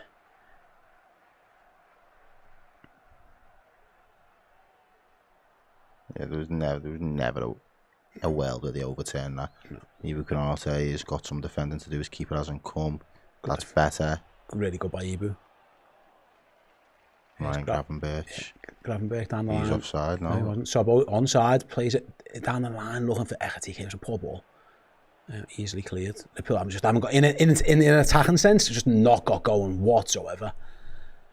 Can McAllister change that? Maybe. Ball loose in the box. Just about cleared by PSV. Liverpool pressed PSV into the mistake, but they just recovered just in time. Liverpool have still got the ball. And the advantage from the ref as well. Yeah, here goes Gakpo. Bit of space. Cody Gakpo, left hand side. Outside, Cuts inside. Goes to the shop. Save. Yes. Rebound goal. Bit of luck, thank fuck. Come on. Gakpo cuts inside, shoots the goalie, palms it out, goes straight to Dominic Szoboszlai, taps it home first time. Liverpool needed that. Massively. Really did. Massively. And sometimes, yeah, if you can't be good, be lucky. I don't think it's particularly fantastic goalkeeper. Fair play to the ref, by the way, fair play in the advantage. First check, Gakpo's there for one side. Does well here, cuts inside, gets a shot away. It's a decent save, but he palms it straight into the danger area. You'd be disappointed with your goalkeeper. But yeah, Szoboszlai on the spot, knocks it in. Good by Gakpo. It was really good by Gakpo, to be fair. Direct. And he went towards goal at a very... From a defender's point of view, he's still left second guessing whether he's going to go down the line or he's going to cut inside. Instead of it being really open in that arc, so he just only looks like he's going on the inside. But here's Liverpool again. Gakpo. Ball to Salah's not the best though. And yeah, the shot was alright, but it done enough. Poor goalkeeping as well, worth mentioning. He's given away again, the goalkeeper. Liverpool have got it back with Kerkez. I'll be having shots at this guy. He just palmed there. One thing you can't do as a goalie is put it on the penalty spot. Like, it's got to go wide, hasn't it? But fair play to Gakpo, fair play to Sobbo. Good first time finish. And Liverpool needed a little... Virgil's on one. What are you doing? What's Virgil doing? He's got himself a yellow card. I've never seen him that rash. He's just absolutely wiped someone out on that left wing. What? You'd never... That's... Yeah, that's mental. He's 2 yards late. That's mental. That is very un-Virgil van Dijk. Like, maybe he just took one for the team. He just didn't want to get beaten. Virgil's having a bit of a torrid first 17 minutes here. I mean, he was well beaten, and that's why he probably took the yellow, because he thought I was beaten, but... Lad, to be fair... This is where the experience and the leadership need to come in now. He whacked the back of his head there, you know, on the pitch as well. Is a Sabari, number 34. I mean, Van Dijk took him out. Maybe it was just taking one for the team. But he was well beaten to the ball, wasn't he? Very rarely did you see Virgil that far off. And he very rarely goes to ground, the fact that he needed to. But he didn't play well there at all. Everyone's worried about Karate. If you lose Virgil. Lads, jeez. Right then, free kick for PSV, right hand side. They're going to curl into the box, and it comes... Too close to the keeper. Oh my God. Offside. PSV oh my God. Ball went in, but the linesman's flag is up. We got... We'll check the VAR. Where the offside is the first question. Let's see. As the ball comes in... Yeah. It's tight, that, Errol. That's tight. What a save that is, though. Mamadashvili's first save is unbelievable. If Forster Yarek who types it in, that is going to be tight. That's very tight on the offsides.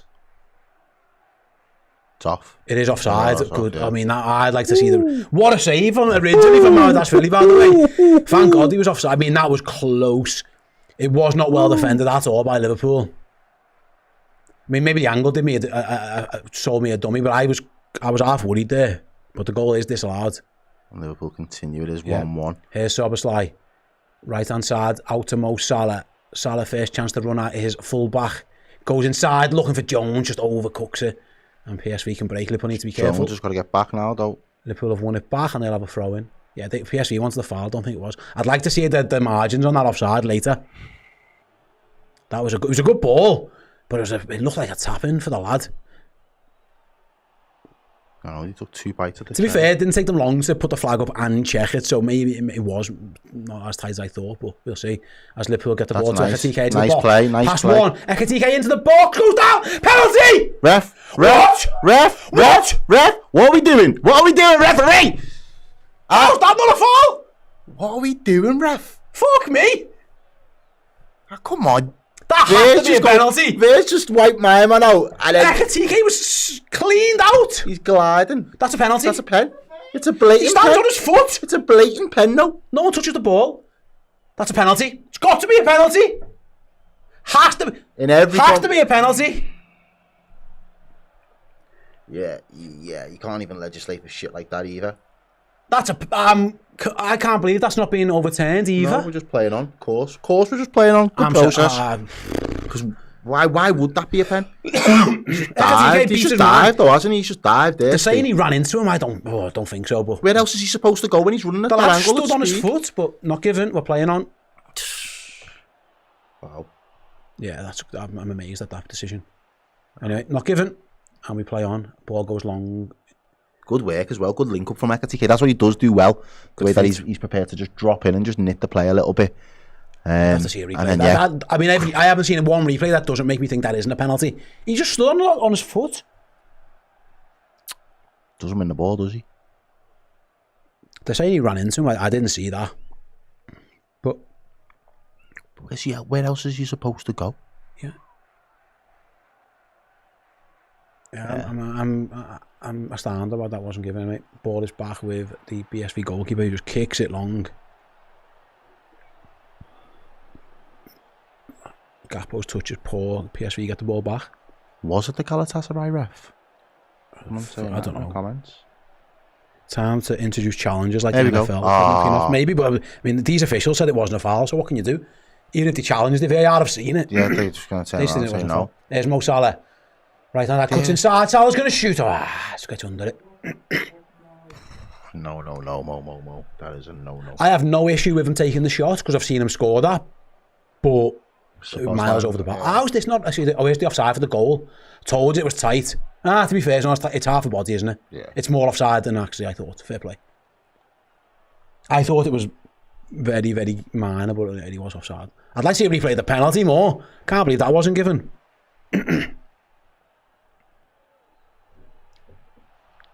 Anyway, 21 minutes gone. Liverpool have got themselves back in the game and are posing threats. Yeah. That is for sure as PSV go back to the goal again. He's been seen to be getting a lot of the ball. They're going to play out though. Risky pass, but he's got there. They've got the ball. He had to get that right. Had to. But from the left back, has had to just kick it long. He's got there as well. Can Liverpool win it? Good well work. Done. Jones, that. Curtis Jones coming in from right back. Good wins ball. It. Salah central. Salah, Gakpo. Kickers. Byline crosses. It was really good. Unlucky. I don't know. I can't. You know what? Right.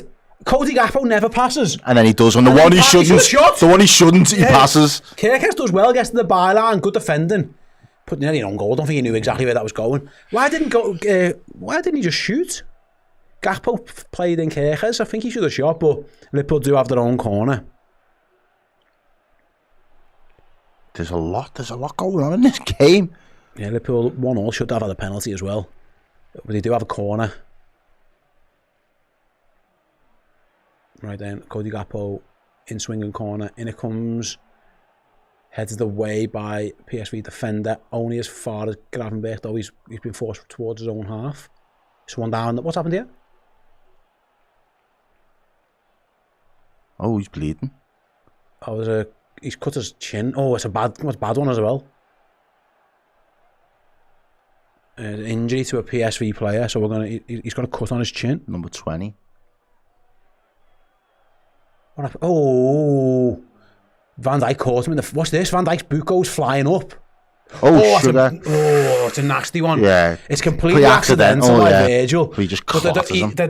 The Van Dijk goes up, he kind of gets backed into, so he ends up going almost horizontal, and he's absolutely kicked the lad in the face. It's a till. Nasty one to his chin. That looks like it might need stitches. Completely accidental by Virgil, by the way, but it's a nasty one. Yeah. Does allow Slot now maybe to have a little bit of a word with some of his lads, potentially. Do us a favour, Cody. If you get one-on-one with the goalie, shoot 5 yards out. Can you have a shot, please? That would be my tactics. That's it. He looks. Is his nose or it looks like a nasty cut to him. He's going to be off for a while. This guy. It's his chin. He's definitely cut his chin. I wouldn't be surprised if he has to go off for that. I'm not sure how you can stitch that up. It's a big bandage. But for now, Liverpool are playing against 10 men. And yeah, go and take it. Listen, go and fill your boots. And Liverpool back on the ball. Starting to see a little bit more of the ball now. Liverpool got through that little sticky patch in the first 10 minutes. Cody Gakpo cuts inside there. Now he needs to put that ball. Gravenberch into the box. Go for ball by Liverpool. I can see his back heel is just into cut bodies, out. yeah, unlucky. And PSV can break. Liverpool need to stop the counter really good. Does well. Oh, you jammy bastards. PSV bounce of the ball goes their way and But Liverpool recovered it back in midfield there. Good battling there. Or good getting back really from Dominic Szoboszlai. Go on, Mo. Salah 1v1, little bit of space now, Salah. Mo Salah up against Drive at him, he's driving. He plays the ball across the box, doesn't quite get there. Gets a second bite at it, keeps it in. It's now Curtis Jones. He took the piss with his touch. Yeah, Liverpool are still battling, it's bouncing around in the box. Where's it going to go to? Liverpool No, Salah just battled out of it and PSV can just kick clear.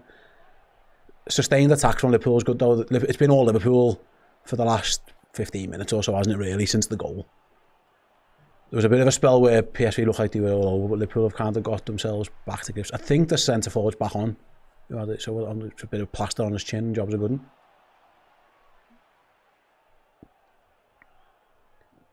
As Jones right hand side to Salah, inside to Gravenberch. Liverpool just better, keeping the ball moving at least. Jag's best Christmas movie is Die Hard. Yeah, it's good on. I like the Muppet movie, the Muppet's Christmas Carol. Carol do, I yeah. like watching that with the kids, you know.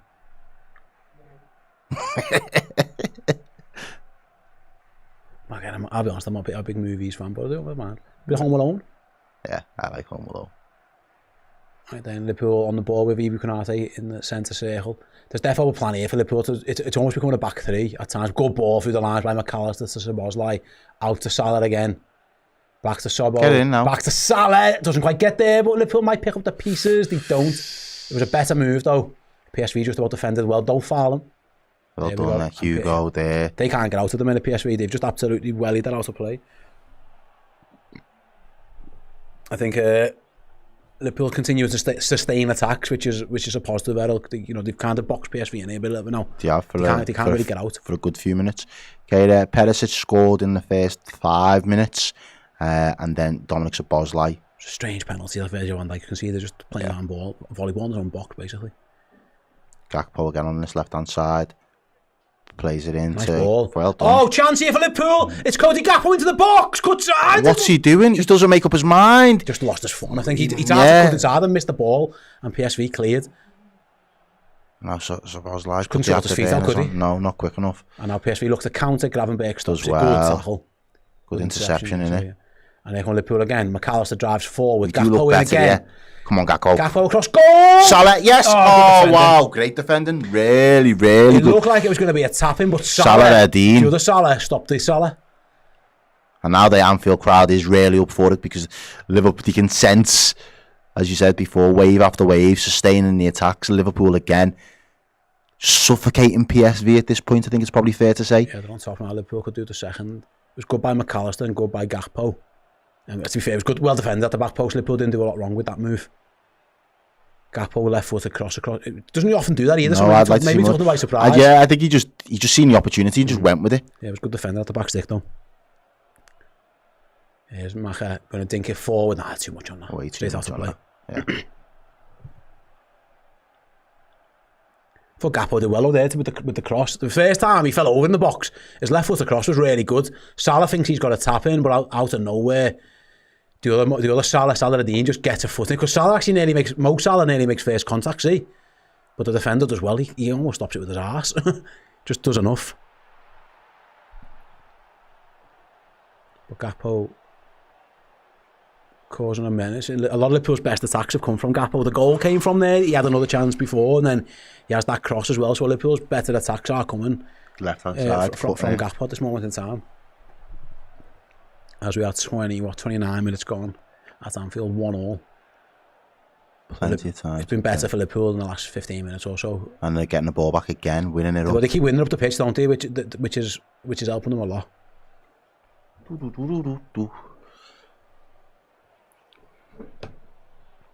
Verge plays a nice ball there through to referee. Get out the way though, lad. You're not doing it. Get out the way, ref.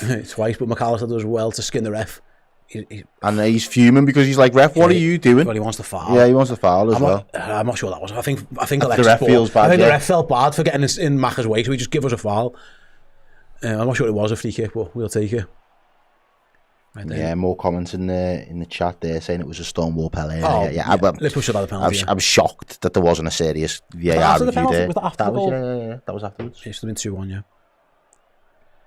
Right then, here's Ryan Gravenberch. Liverpool pushing everybody back. PSV have got loads of men behind the ball. As Cody Gakpo, left-hand side. He's going to cross it. Flicked away, but not completely clear. Now PSV do clear at the second attempt, but it's just going to come back. They've got no other issue when you have that many people doesn't back. Stick, there's no one up there. They've got no one up to challenge, so Konate just gets a free hit back at it.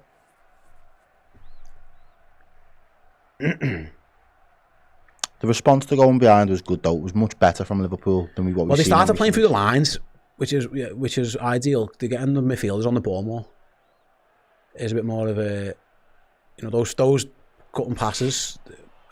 Curtis Jones charged another one, doesn't get away with it. PSV clear, but again they give it away. Just into the midfield. They look a bit rattled as well. Liverpool into Ekitike. Ekitike to the box, cut it round one, goes round two, goes on to the outside, cross goal. Oh, this goal, he nearly spilled it in. He gets away with one there. Well done, Hugo Ekitike there though. That's it. Great turn of pace by Ekitike. He tries to fire it across goal, actually gives it straight to the goalie. Oh goodness me, he's very lucky not to concede an own goal. The goalie goes behind for the corner, but I'm not convinced by him. Just knocks it onto his own leg and then it just goes out of play. That's I don't know. Dodgy. Stick one right under his crossbar right now, Mo. Watch him flap at it. Watch him flap at it. Be having shots at him. He was at fault for the goal. He almost conceded an own goal. He's given them a needless corner away. Can Liverpool capitalise? And it comes left-hand side from Mo Salah, left-footed header. Right in his crossbar. Oh! I said that, put it right under his crossbar. Van Dijk's header comes off the bar. Errol called it. Dip it right under the bar. The goalie was nowhere near it. And Van Dijk's header comes off the woodwork. Liverpool needs to make this pressure pay now. They're all over PSV.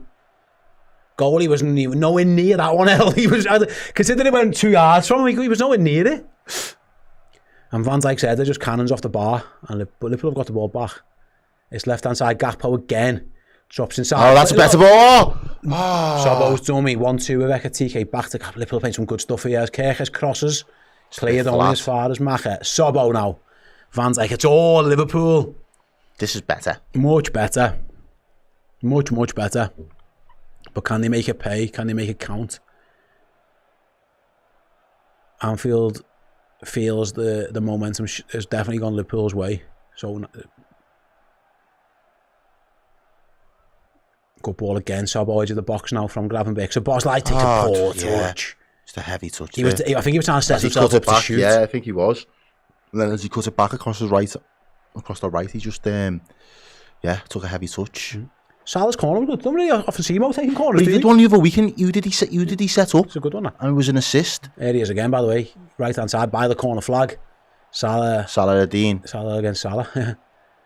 Mo Salah looking for a... Come on, boys, give him a pass. He finds Curtis Jones. He goes inside, does he? Across the goal to Gakpo. His body's there towards that back post. Gakpo curls in towards the penalty spot. Cleared. Can Liverpool recycle? Good touch by McAllister to Gravenberch. Back out wide to Szoboszlai. Goal from Liverpool, this. Sobo. On the outside, lovely. McAllister. Crosses, blocked, and corner. Really good by Liverpool. Can they make this one pay? They very nearly scored off the last corner. Can they score off this one? Van Dijk owes one, I suppose. I agree. Come on, captain. Come on. After a bit of an iffy start from Liverpool, it's been complete dominance for the last, 15, 20 minutes maybe? Yeah, it feels like that way now. Salah again taking this corner. This time Van Dijk's on the penalty spot, not at the back post. What's the plan here? Goes towards. Goes right in. Heads yes. Up, Ref. No. Yes. I don't know what's happened there. Van Dijk I don't. Headed it at someone. Oh, Konate's done well to stop that counter. Really good. He just literally. Here's Virgil playing left wing. Be careful. Don't get Be careful. He's given away the foul. He's on a yellow. He can't. Don't throw it away, Virg.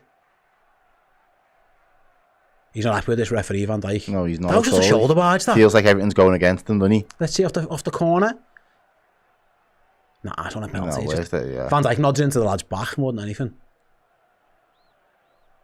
This is the one that hits the bar. Oh, So close.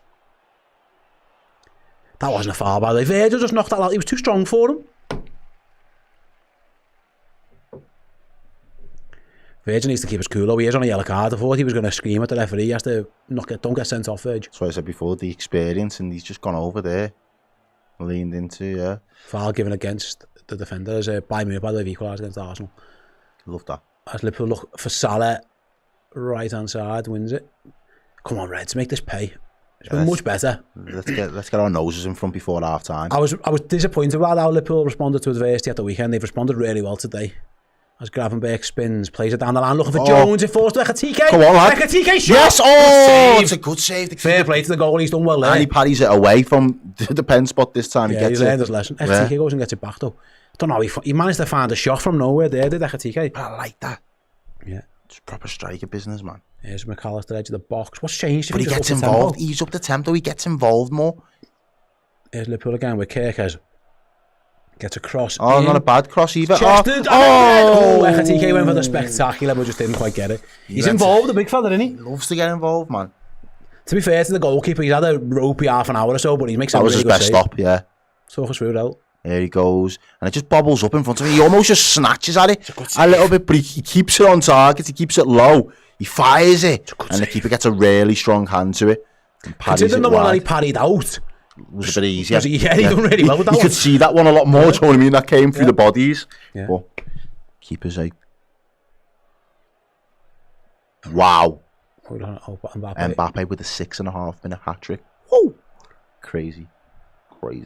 Ekatike's skill on the edge of the box was delightful. He just toes it, really gets half a yard, smash it. And to be fair to the goalie, unsighted, down, strong wrist to get it away as well. Fair play to him. He'd had a couple of dodgy moments up until that point, but that was a strong save for him.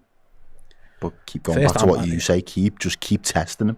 You know what I mean? For every one of them good ones, how many blunders has he had so far? So it's the first time PSV had to kick the ball for a while, to be fair. They're going back to said goalkeeper. Liverpool are going to try and press again, but PSV have played through the first line of the press and then they're away, so Liverpool need to be careful here. Kirk has got some defending to do. He stood his man up well. PSV are going to try and take that corner. Yeah, corner kick to PSV. Kirk has got in the way, done well, but it is going to be a corner to the Dutch side. He done his job well. He recovered well, got back. But there is I don't think he's done a lot wrong so far tonight, Kirk has.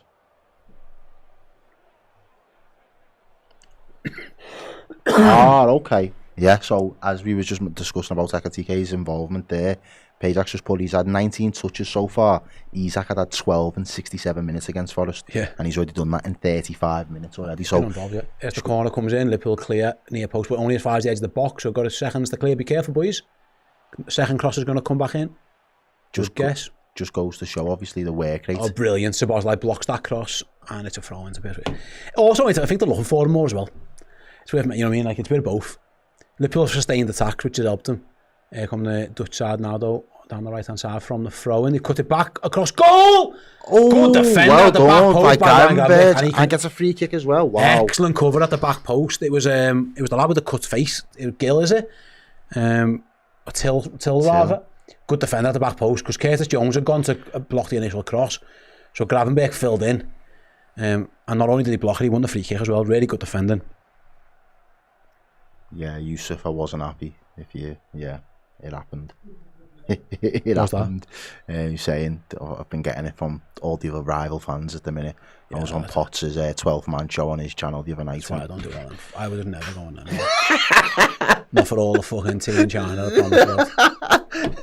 I love them as people, but as tribal football fans, they're great on me. He'll go long, Ekatike force towards the corner flag, but he'll keep it in. Can he win a corner? No, those long legs coming in clutch then, because I thought he was about to run it out to play. Yeah, it didn't. And to throw in instead to Liverpool. Wow. It looked like he just left that long, didn't he? But anyway, Liverpool have got the throw in, taken quickly. Here's Milos Kerkez cutting inside. Surely go far, referee. Ref! You swept through about 3 bodies and got taken out. Come on, that's got to be a free throw in as well. Come on, we'll have that. Spurs winning in Paris, by the way. Spurs and Paris. They're a shambles of a club, them. They're weird. Who? Spurs. But then they got battered the weekend. Yeah, and then turn up against PSG. Very odd. Strange. Right then, Curtis Jones. Can Liverpool get the second before half time? Because I'm desperate for it, mate, I'll be honest. They much deserve it. Good ball by Gravenberch. You've got to out wide to Jones. Got to make these moments of dominance actually count for something as well, though. Yeah. Salah, Gravenberch, Jones. No, he goes around the corner. Maka could have turned it. No one told him. But it's Gakpo. He's got the beating of this fella. Might have just jinxed him there, but he has got the beating of him. Gakpo into the box. Defender does well. It's right on cue. I should have kept my mouth shut. As soon as I said it'd be a bit of a shit stream if you just kept your mouth shut. As soon as I said I got him beaten, he defends like fucking prime fucking fucking Ashley Cole.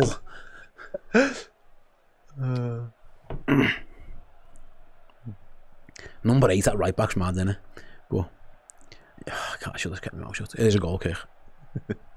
Don't worry, we'll let you off. There's nearly 4,000 of you watching with us. Ooh. PSV in trouble. Oh, they get away with it. Gakpo's closing down. Gakpo's looked much sharper this first 40 than he did in the last game. And nearly wins it back, but ultimately PSV get the throw in. Right then, Liverpool 1-1. Perisic in the 6 minutes. Szoboszlai 10 minutes later. And since then, really, it's been all Liverpool for the most part. PSV just throw straight to us. Salah. Give it straight to Mo Salah. Szoboszlai. Oh, foul. No, ref. No, told to get up on his feet. This ref is just not having anything at the moment. Went down, nothing given, and PSV looked to counter. Ball into the box. That's should poor, be the though. goalkeeper. That's poor. That's just. It looked a foul, didn't it? I don't know if Salah I think he just got there. It looked a foul. Yeah. Just got there a bit earlier than brilliant by McAllister. Does 3 of them in one. He gives it away. Liverpool need to be careful with the turnover. He's offside. Surely offside. He's offside. What are we doing? Thank you very much. Still offside. McAllister there. Russell Bone says Ekatike is the key. He's playing well. So's Gakpo. Actually, Liverpool have been. I mentioned they started poorly. We weren't getting into the game, but the midfield and the attackers have been pretty lively since. I mean, the midfielders getting on the ball and playing forward passes. That's the key. We said that's your best midfield. Probably should. It's where it's working. Yeah. Over the top for Salah. Gets there again. He's Salah against Salah's a good battle. Mo Salah battling, goes down. So does the other Salah goes down. Yeah, PSV win the ball and out they come. Gravenberch. Again. Sorry, Szoboszlai wins it back, yeah. Liverpool are winning the ball high with the press. Jones, Ekatike, Salah, Ekatike. Does well, does enough. Into the box, Sobo. That was Jones. That was Jones. That time. That was Curtis. That time, yeah. Couple another bad touch on the edge of the box. Gravenberch wins it back. Brilliant. Wow, they'll be getting frustrated there, PSG, because every second ball, every second ball, they just seem to keep losing. Which again, we haven't been able to say a lot about Liverpool. Passes just behind. Ekatike there on that occasion. Yeah, Salah, he just wasn't on the same wavelength as Sobo, and here come PSV on the break. Someone needs to get over and up Kirkes. Cody Gakpo does just that. Yeah, they're them, mate. They're getting pressed to death on the edge of their own box. Liverpool keep taking it off them, but for now they're on the attack. He must be offside now, playing on.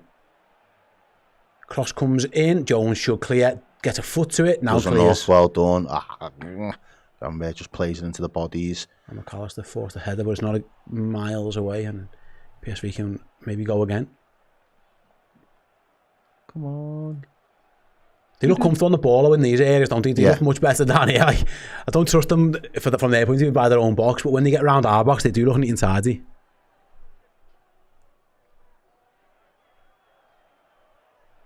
Liverpool have won it back with Gakpo. McAllister, good ball to Sobo. Can he keep hold of it? Gakpo, surely a foul. He's right, absolutely all over. Ekatike wins the free kick on the halfway line. So what the one thing is, well, Hugo, I reckon if we would have had him in the team last season, I don't know if we'd dip back into the market for another forward.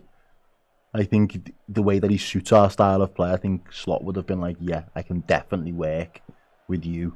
And kind of build it around you, that firing line. And look, I'm not complaining that we've got Alexander Isak, but it is a little bit more of a problem than we probably imagined, having the two of them. And fair play to him for making it that. As Salah goes around the corner into McAllister in the box, plays it out to Gravenberch. Thought he was going to shoot, he didn't. He dinked it over the top, too much. Yeah, just a little bit above. He was looking for that type of pass that Fabinho. No, it was at the weekend, the Arsenal lad who played it in for Trossard. It was Moreno into Trossard. That little dink onto the penalty spot. It just got a bit too much on it. And if through to the goal, he was put it down. They're playing out, to be fair to them. They're not shying away from it. Szoboszlai goes to press. PSV haven't really got anywhere yet. So come on, take it off them. They've done well there, though, to be fair. And then Liverpool have took it off them and won it back. And it's Ekatike with time and space.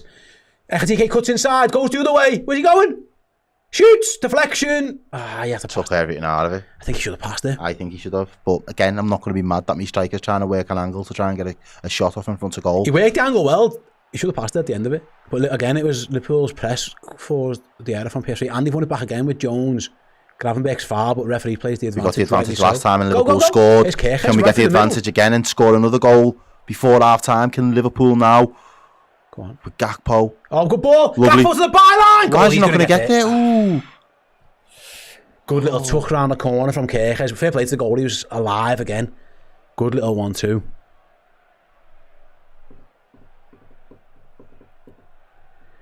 I don't. Ghost says here we've got no control. It's end to end. I don't think it has been end to end. I think Liverpool have penned them back.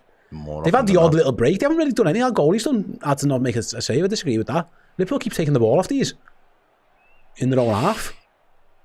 1 minute stoppage time's interesting, considering there was a penalty and a goal. And then there was that little bit of an injury as and well. And a VAR check. And a lad who went down with his face smashed in. But hang on. Surprised.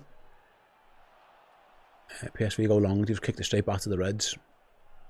Perisic just goes down with a little... did he get tangled in the legs of Curtis Jones there a little bit? Right then. 20 seconds to go until the break, and the Liverpool fancy one more attack with Virgil van Dijk. Plays it down the line. Macher spins, finds Gakpo. We'll go forwards, boys, if you want this goal. Before the break, run out of time to launch an attack. Here they go. Bodies in the box then. Jones, Salah, he's going to have to cross it. Bodies in the box. Salah does go inside. Handball again. Handball again. It looked like his hand was in a natural position there. Don't look like he was down by his body. And that's going to be half time anyway, so... Half time, Liverpool 1, PSV 1. Van Dijk's asking, are you going to check the handball? Van Dijk isn't happy. Let's see. Looks like it's down by his side, to be fair to him, though. Yeah, and it's on the box, outside, yeah. It's not on there. Anyway, Liverpool 1, PSV 1. What do you make of it? Shambles of a star by the captain. I actually think since about 10 minutes where Liverpool were all over the place, the last 35, much improved. Probably deserve to be winning, potentially as well, but I've been encouraged. What about you? Same sort of assessment, to be honest with you. I think I'm probably a little bit more critical that we didn't get our noses in front before half time. I thought there was a real opportunity there. I think at one point it almost looked as if PSV were kind of hanging on by a thread, really, and he was getting a little bit frustrated that they weren't able to get out. He was losing the duels and the second balls themselves. I thought there was opportunities. I think Gakpo was a little bit unlucky on a couple of occasions. Maybe it's that decision making in the final third. Keeper does end up pulling off a really good save from Hugh Ekitike, a bit of a snapshot, and he snatches at it. Again, I like the fact that he's instinctive. He was able to get it in a little bit of half a yard of space and be able to just pull the trigger. I don't mind that at all. But yeah, I was really disappointed by again, we said you can't legislate for, you set your team up, you give them a structure or a way in which you want them to approach the game and go and apply themselves. And within 4 minutes, everything's just been ripped up because of an individual error that nobody could predict or see coming. So I think Liverpool didn't do themselves any favours there. I think Virgil van Dijk, as the captain, has got to do better, if I'm being completely honest with you. He's got to do better in that moment, and he can only really look at himself there, because I don't think there's enough in the supposed push or challenge from the attacker to really account for you to raise your hand in the air the way you did. So yeah, disappointed. But one of the things that you kind of pointed on in comms was the response against Forest when we went down the other day. It wasn't great from Liverpool. We looked very brittle, very frail, and the mentality was a real red flag of the weaknesses there. I think in this game, I know there's a long time to go, only after 4 minutes of conceding, but the lads didn't let it fester on the game too long, and he kind of was able to reset and go again. And I think the response to going 1 down, it did take us a little bit of time. It was a bit of a scrappy game, bit bitty, but I think once he was able to really get a foot on the ball and start to play the passes, and I think you also mentioned the key passes of playing through the lines a little bit more, I think Liverpool started to show their real quality. I think one of the interesting things is I think the refs had a bit of a topsy-turvy game almost, because he's responsible for allowing play to go on, which kind of leads to Liverpool's opening goal, but there've probably been a few questionable decisions. Oh, mate, I think we should definitely have a penalty. I think Ekitike was wiped out. The lad stood on his foot. For me, it's a clear penalty. But what I would say, Liverpool have been constantly in and around the box. The stats even suggest as such. It's been, like I say, 64% possession for Liverpool, double the amount of passes that PSV have played. They've had 7 shots, 4 on target. To be fair, the goalie's made a couple of decent saves. Yes. He's had a couple where he were relatively straightforward. The one off Ekitike in particular was a good one. So Liverpool have had plenty of the ball in and around the box. They've done all right with it, just haven't quite found that second goal. They've hit the crossbar as well. Yeah, it's not. They've not been miles away. The Reds. I would have just liked the second goal. Again, maybe for my own kind of feeling a little bit more calm going into it. Do you know what I mean? I feel like, all right, we've got the second goal. Can Liverpool now control the game? Whereas obviously the game is still going to remain open because we're still going to be chasing a lead. So yeah, I think Liverpool have been all right on the whole across that 45 minutes. There was definitely more minutes of quality, and I could recognise that Liverpool a little bit more. And I think that again, it doesn't. You don't need to reinvent the wheel sometimes. I think you just need to do what you have been known for doing well. And I think our midfield last season, everyone was putting it in the conversations of one of the best midfields in Europe, certainly one of the best midfields in the Premier League. At the minute, while Florian Wirtz isn't available to play in that midfield and we're struggling for right back, it just makes sense for me to just keep that midfield unit together and try and let that be the base to go and establish yourselves in games. And I say individually, they've all had their own individual issues this season, but as a unit, I think it's probably the only area in the team that really looks like they can play with each other and be a bit of a cohesive unit. So I think it's been better, is what I would say. There's definitely gears to go up though, and in the second half you're looking and you're just hoping that Liverpool can kind of find that clinical edge now, because I think that's the only thing that's really missing. Yeah, I was saying as well, like I think Liverpool, I thought Ekitike has been bright. I thought Gakpo looked bright actually. Obviously he's involved in the goal.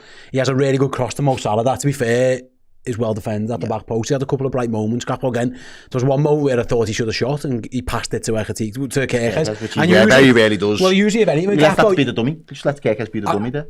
He's usually, if anything, he's accused of being too greedy. Sometimes I actually think on that one he wasn't greedy enough. Salah's looked bright, not amazing, but he looked like he's been brighter. What I would say is that when Liverpool's midfield have pressed and hurried and harried PSV into mistakes, and we keep turning the ball over in their half, and that does help. You know, the game when you're not end to end, and you're not, because our teams have been beating Liverpool recently. Long ball, bypass the midfield, pick up the seconds, and go from there.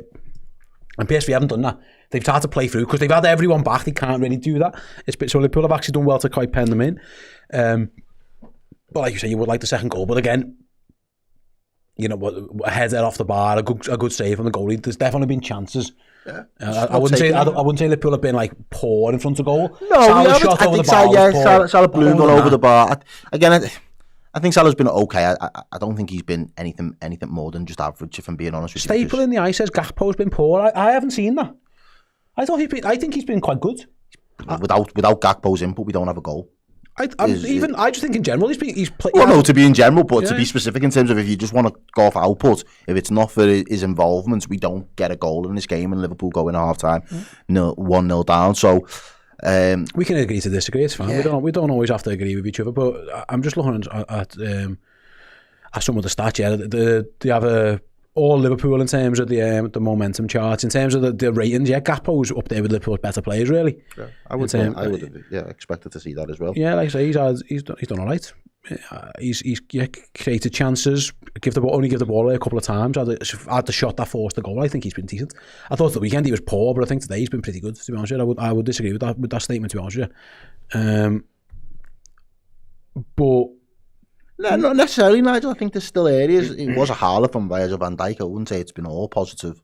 Well, I'm looking at the penalties from back there. There's not enough pressure there. There's not enough pressure there. Yeah, he's saying he's fouled, and he's kind of dragged down a bit, but you can't stick your hand up there. He's just had a brain fart, hasn't he?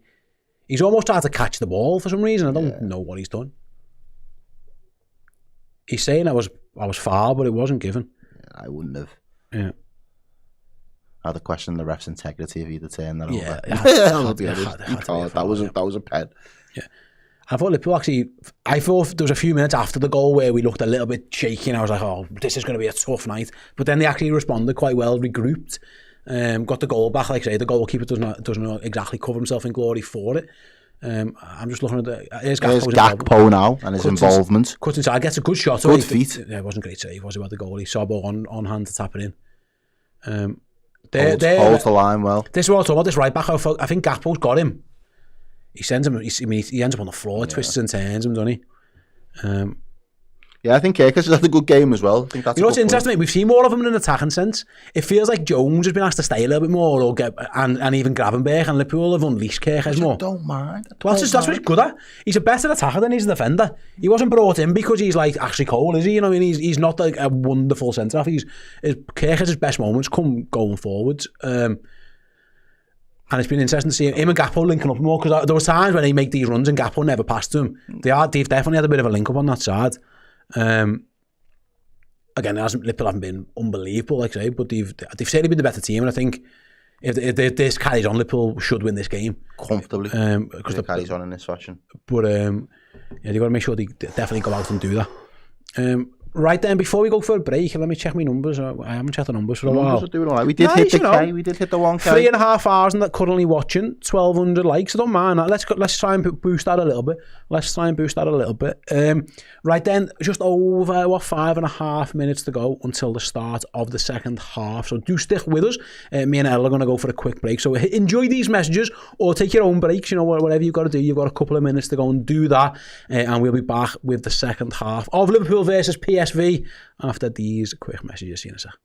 Hey everyone, it's November, and at the end of the month, one of our wonderful Red Men Plus Legend subscribers will be winning these. Yes, they are a pair of goalkeeper gloves, and they are signed by former Reds goalkeeper Bruce Grobler. He won league titles, he won FA Cups, he even won the European Cup as well. And yet at the end of November, one of you lucky Red Men legends will get these goalkeeper gloves. So yeah, head on over to redmenplus.com, join us as a Legend subscriber, and if you do that, at the end of the month, you'll be in the draw, and this pair of wonderful goalkeeper gloves could be on their way to you.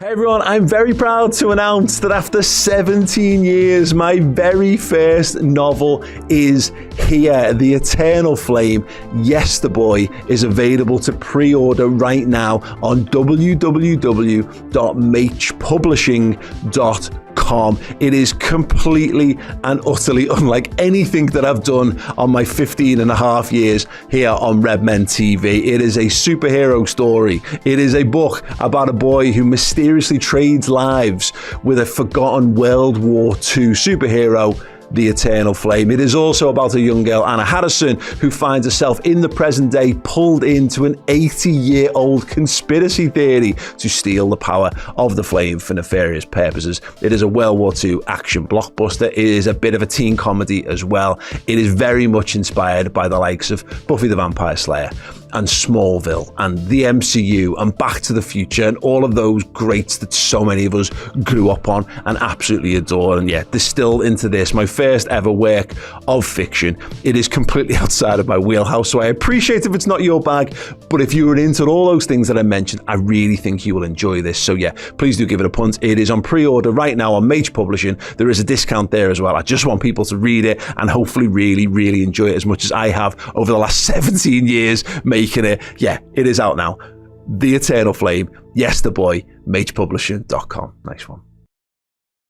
Hello everybody and welcome back to the Red Men TV. Yes, we are about 3 minutes away from the second half here. Liverpool 1, PSV 1 as well in the Champions League. Let us know in the comments now as well, guys. Chat, let me know who or if they would be making any changes at this moment in time. Or are you happy with what you're seeing?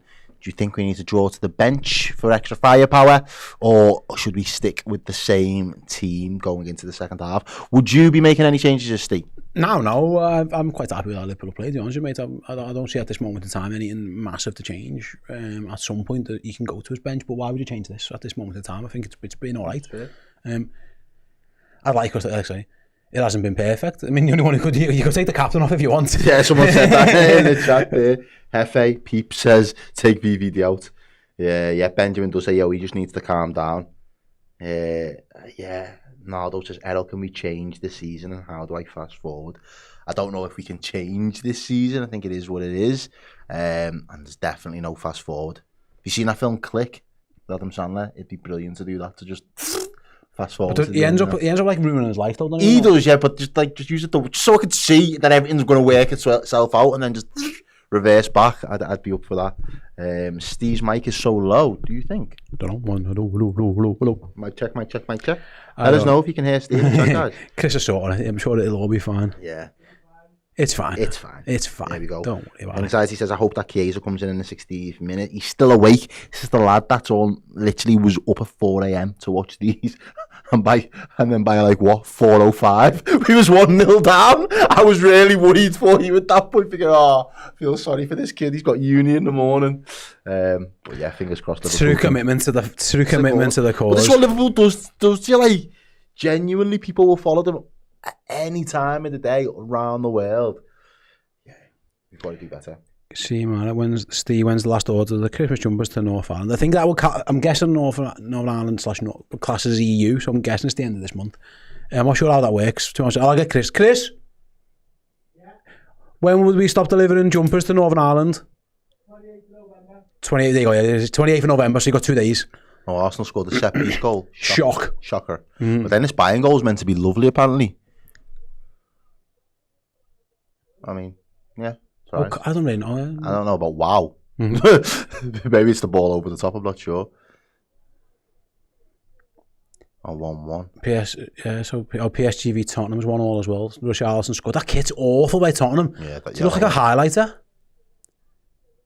Oh, Vitinha. Oh, a bit of that. That's a good wow. goal. That's what I go wow over. He's some player, him. Yeah. Liverpool are out. Sounds like more of the same, Arne. Yeah, more of the same would do me as well. Bringing Chiesa in there as well. Some more score predictions, 3-1. It's absolutely in play. Yeah. Carl is a crazy talent and should be more like Ryan does. I don't know. I can't see the whole comment there. Oh, it says we should treat Carl is a trade talent. We should trust Rio like Bayern does with him. Okay. I still think at the moment I like Rio. I think he lacks a bit of physicality. He's baby. He's just a kid. He's a young kid. He needs to beef out a little bit, but he's going to be special. Right then, we're about to start the second half. Anyway, Liverpool attacking the Kop end for this one. It looks like Virgil van Dijk will get the ball from the kickoff and web it towards this right-hand side. It looks like that's exactly what Liverpool are going to try and do when it does indeed happen. Because Liverpool have loaded this side of the pitch. That's what we're going to see. Waiting for the kickoff. Here we go. We're underway. Here's Virgil van Dijk, and that's exactly what he's going to do. Kicks it long, looking for a flick on maybe off someone. Liverpool try and battle round. PSV nods it and just kick it straight up in the sky. Come down with snow on. Kirkhead's heads it on. But it's going to trickle through. Oh, the goalkeeper. I mean, the defender didn't trust the goalie.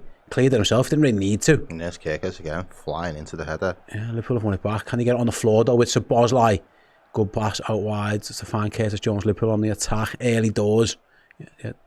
Salah looking for the ball to Gravenberch. Yeah, Kirkhead's just two headers. Kept that alive, didn't he? As Van Dijk finds Gakpo. Gakpo edge the box. Finds McAllister. Finds Kirkhead. He can cross if he wants. No, he goes a little 1-2 with Gakpo. Still got all the does well, yeah. Just manages to retain the ball. Gakpo against his old team, showing off a little bit maybe. And yeah, Liverpool back where they ended the first half, really in complete control of the ball on the edge of the PSV box. Salah's balls off target. Salah doesn't reach his man. Sobo brilliant. Ooh. Sobo and Jones nearly collide, but Sobo gets it really good to stop the counter attack. Here's Gravenberch, strides forward. Didn't quite find it. TK Liverpool won it back again. PSV can't. They're gonna struggle if they're gonna play like this. Liverpool all over them again. PSV Liverpool not letting them out. They haven't got an outball at all, have they? They've got no one up front you can just kick it to. And there's no one in those channels. Yeah, just try and run down the line. So Liverpool are gonna see a lot of ball if that's gonna be the case. Salah cuts inside, finds TK. Szoboszlai from distance shoot. Ooh. I think it's worth testing that goalie's handling, but he held that one well. And fair play, I think it was Gakpo following in on the rebound just in case. I think it's fair enough. Actually, I think it's fucking Kirkhead without the left back to follow that in. Don't know what Liverpool back on the ball again. Curtis Jones with a good pass. Here's Ekatike, good touch and finds Grav. Good by Liverpool, isn't it? They started a high tempo here. Yeah, well, they haven't been out of their half so far. PSV. We really struggle to get a grip of this ball, but Liverpool will not be worried about that. Just keep doing what we're doing, prodding and probing, lads. Yeah, PSV got everyone behind the ball at the minute. They can't get out. It's all Liverpool again. Just as it was in the end of the first half, really. The start of the second half has been the exact same. Yeah, not crazy. Pretty much straight from the goal kick, and it's been all us. No individual errors. Not crazy now. Mo Salah up against Salah. Mo Salah edge the box, lays it wide to Sobbo, back to Kerkers. Gakpo. That just went to Kerkers first time there. Excuse me. Gakpo, Sobbo from distance. Thought he was going to shoot. He's gone for this crossfield ball to Jones. I mean, it was a bastard of a ball. He's asking a lot of Jones there. Yeah, but don't foul him. Don't foul him. Don't foul him. Don't foul him. They'll give you the ball back. They've done it time and time again. Don't foul them. Wow. The PSV on the attack and they're in. Liverpool need to be careful. There's men over. Header that goal over the bar. Should have fouled him. He probably should have, to be fair. Nice breakaway from PSV, but ultimately the header over the bar was too easy. No sweets tonight. We're working on a full stomach. I had my tea in the studio, so. Kanate did all right there actually to stay with his runner. And Liverpool have the ball back from the goalkeeper, but the PSV, I mean, they weren't pressing in the first half. Oh my God! Curtis Jones is giving away in the box! Wow! And thank goodness for Georgie Mamadashvili. Curtis was way too casual. I said no individual errors. What's he doing there? He's trying to play across his own box. My goodness, what is that?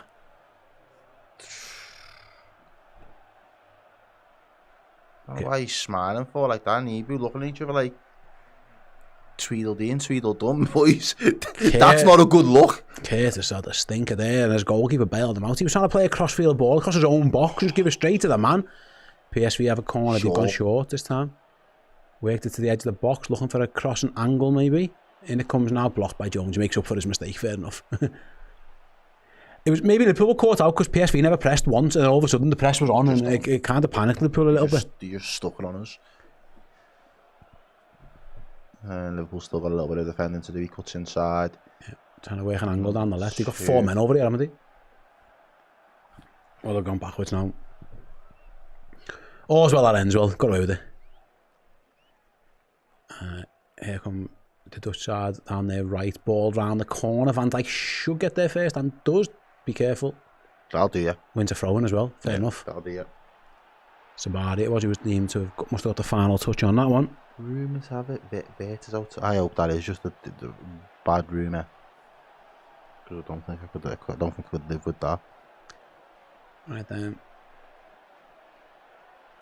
The PSV go all the way back to the goalie. Macha's going to chase him down now. Going to put him under. Goalie's kick. It finds his right back really well, to be fair. Oh yeah. Picks him out with a ping. And the Dutch side over the halfway line. They do move the ball well in these areas, I'll say that. There's Perisic left hand side, going to have a little run at Curtis Jones, I think. I haven't seen a lot of that. Down the line, ball across goal is easily cut out by Gravenberch. Yeah. Salah just plays the empties ball it really. Forward. Yeah, he emptied the box. Don't matter now. Right. They come down the other side now. Kerkers. Little move inside. Nice. McAllister, that just... Yeah, Alexis plays it down the line, but again, Liverpool, at this moment in time, Liverpool can't get out because they had too many men back. But at least that gets him up the pitch. He was trying to find Ekatike, but couldn't. But yeah, Liverpool had too many men back ready to launch a counter, but PSV now with the ball in their own half. Sobbo's trying to lead the press. As he so often does. Yeah, can Liverpool force an error from the Dutch side? Maybe. Oh, they've gone back to the goalie just about. Keep pressing him. Sobbo's running his nuts off. He's getting the cheers off the cop. Fair play. Come on, help him out then, boys. Back him up. Well done there, McAllister. Sobbo again with the press. Presses them into it. Back to the goalie again. This time it's Ekatike going to try and press him. Salah's going to do it. He's on his bike. Fair play to the lads. They're putting a shift in. Although now this time Perisic comes very, very deep to collect and can carry it over the halfway line.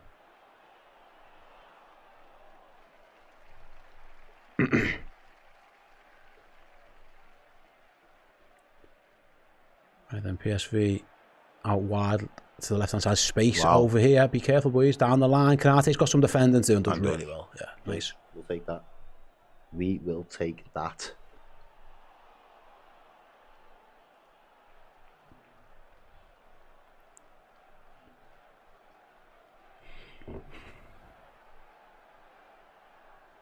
Oh, he's offside. You're miles off, lad. Why are you even going for it?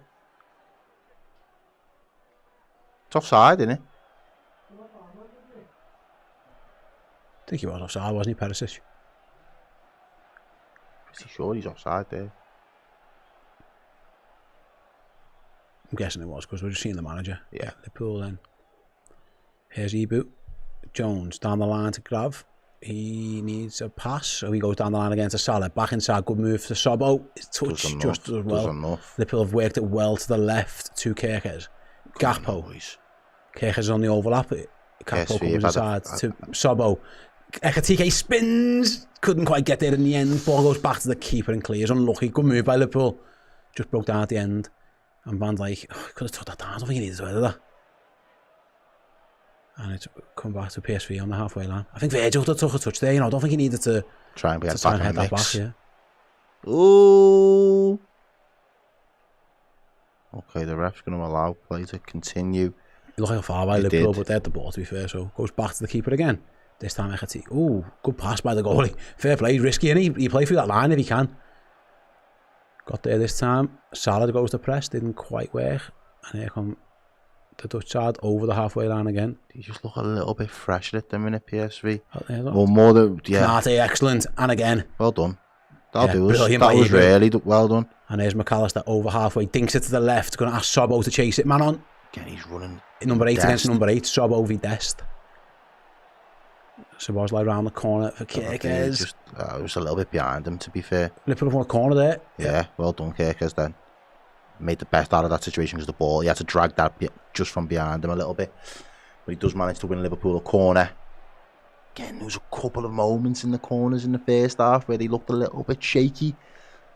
Can Liverpool make something from this one? Spurs are 2-1 up apparently. Yeah, they'll forever confuse me, those Spurs. Yeah, Liverpool. They've got 2 men on Van Dijk. Jones is free in the box though. As the corner goes high into the box, Van Dijk gets his head to it. It bounces round. It's a bit of a scramble. And PSV just about cleared it, I think, in the end. Bit of a scramble, wasn't it, after Van Dijk got his head on it. But now the PSV look to break down the left. Mo Salah, to be fair, got back and made them turn back around. They don't look amazing defending corners, do they? They look a little bit, I know how that feels. They look a little bit shaky. They just about got away with that one. Yeah, it is 2-1 to Tottenham. Wow. Colin Moani. PSG playing that fucking game again, Hardy. Rubbish in the group to win the thing in fucking May again. Here come PSV over the halfway line. Good run inside. Liverpool need to be careful here. Good oh, what a ball, a goal they've scored. The ball is unbelievable. The finish is even better. And PSV are up. Out of nowhere, really. Where'd that come from? Till, man. It's a great goal. Cut inside, ball behind. We just concede too many goals. It's just too. It's just Liverpool just concede goals. Sustained pressure for what? I said that's why I said I was pissed off in the first half that we hadn't got our noses in front because of this. This is the eventuality. It's a good run. I said he looked a little bit fresher than us at the minute. What a ball that is, though. Oh, what it's well timed and everything. That's just perfect. Oh, that ball's disgusting. It's almost indefendable, that isn't it? I'm not sure how much you can do about that. It's a lovely pass. Oh, it's a fucking brilliant ball. And it's a good finish. And the pace and everything's already on the ball. The striker just needs to connect with it, and it's beyond the goalkeeper. And he just puts it. It's a very good goal. I mean, people are blaming Kerkez for that. I think that's harsh, man. He tracks the runner. The ball's on a play for him. If anything, you want to stop that on the right-hand side at the source. It's just too easy. We just let too many goals in, don't we? We're good for conceding 2 a game at the minute.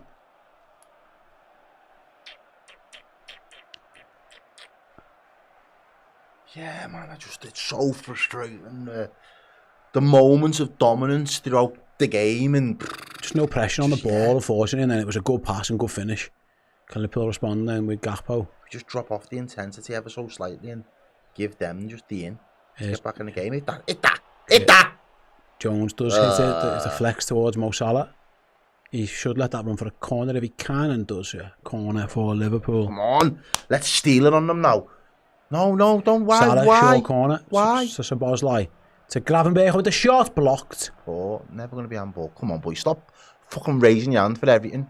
Counter attack. Oh, Good tackle by Canate. I don't even think he knows much about it. Just got him in the way. He just got in the way. He did not know anything about that, and it's so lucky that he was there. Right place, right time, because if he's not, they're bearing down on goal 1v1. Liverpool have got to respond again, and they've got to dig deep now.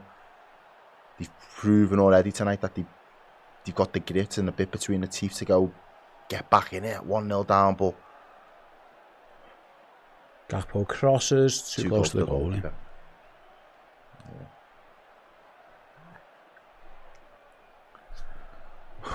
This game is massive now because Liverpool have got 2 away games on the road in the Champions League. Far from a foregone conclusion that we're going to. Oh yeah, absolutely. Yeah,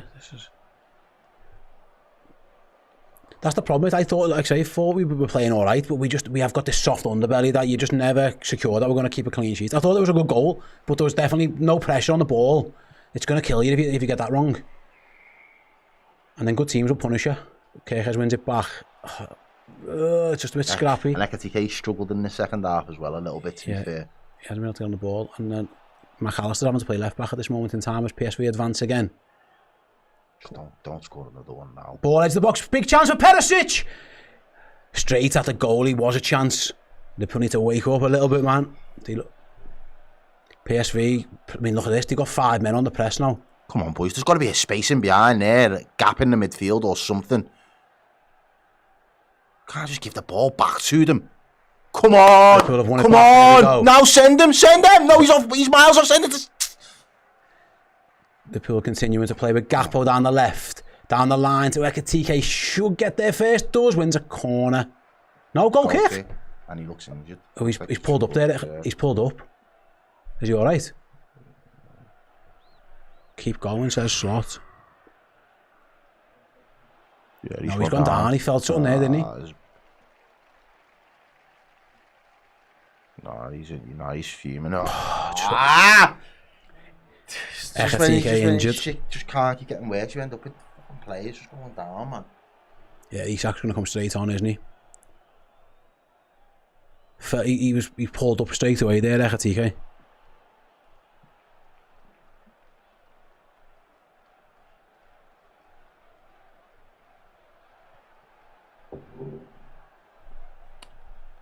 Is it his back or his hip? Yeah, I don't know, yeah. His lower back. He's felt something, hasn't he? He's going off, I think. It's like when you got that sciatica pain.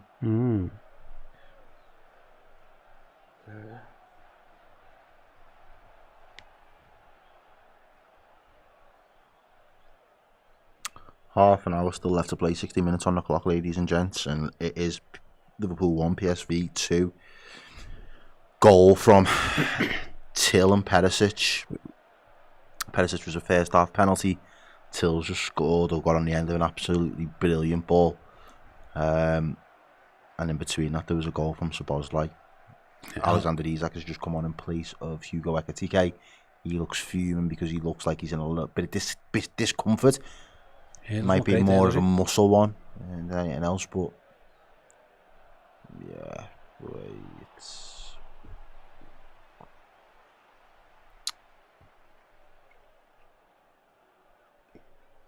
The worst one for me, Errol, right? It's like I thought we were playing all right and we're still getting beat. That's a big point, you know what I mean? The performance looked half decent. Yeah, for a while. But and here comes PSV again. Rolled there. PSV to the edge of the box, win the ball. Brilliant tackle. Wow. Kerkers did really well. I know. What? No! Who would you give that against?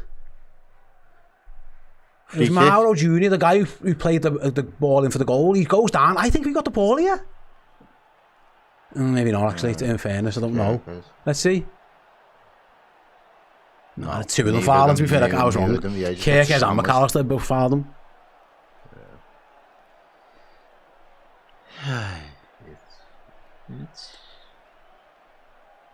It's beginning to look And this is a dangerous area for Liverpool to concede the free kick.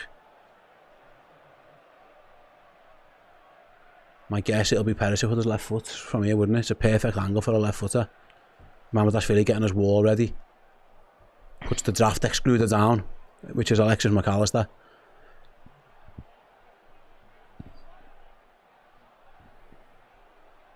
Do I really want to look?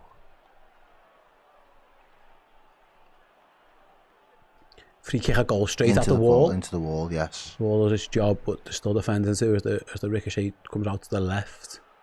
PSV are going to load this into the box. Someone's got some defending to do at the back post.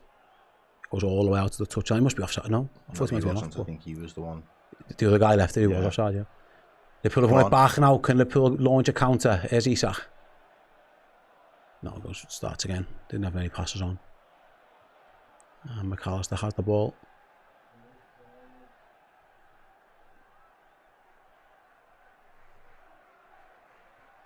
Gravenberch down the line to Szoboszlai. Isak then. Cannoned it.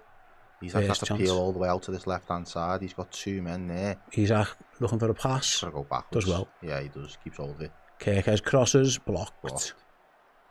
Wins it back though, fair play to him. Finds Isak. Still over on that left hand side. Isak's passes to absolutely nobody. And PSV have got the chance, but Isak helps win it back at least. Fair play, credit to him. Putting it in a little bit. Curtis Jones, Mo Salah, Salah v Salah. Sabo's pass was a poor. Mo Salah's done him a favour there. Here's Kerkez left hand side then. Down the line to Gakpo.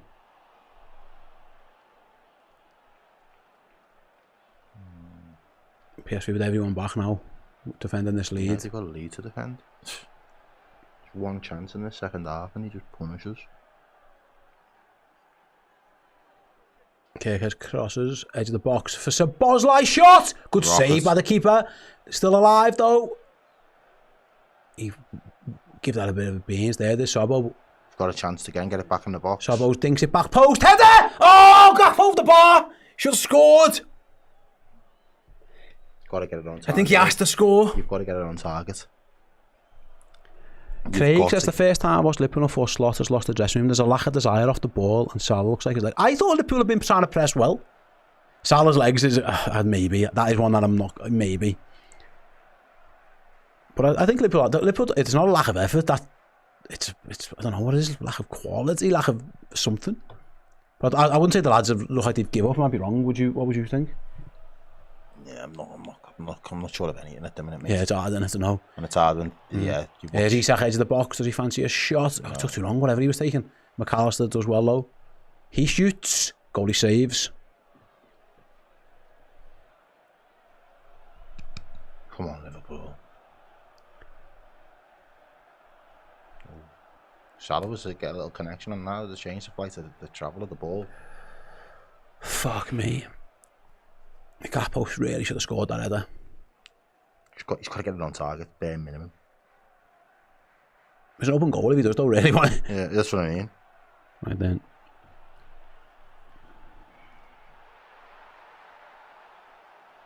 The money is ruined us. They'll go long again. Isak can't quite get there. Oh, PSG are winning now. They were 2-1 down before. Yep, he was. And that's how you respond.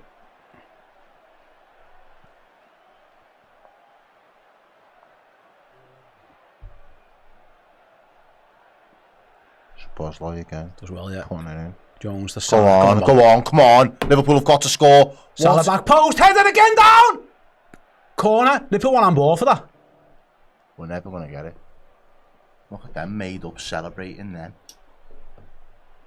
It was dashed at the back post, let's see. It was a good ball by Salah. Good ball by Salah. Header comes across. Nah, it's on ball. It's never going to be on ball. It's a corner though. Never. It wasn't on ball. No, he's waved it off.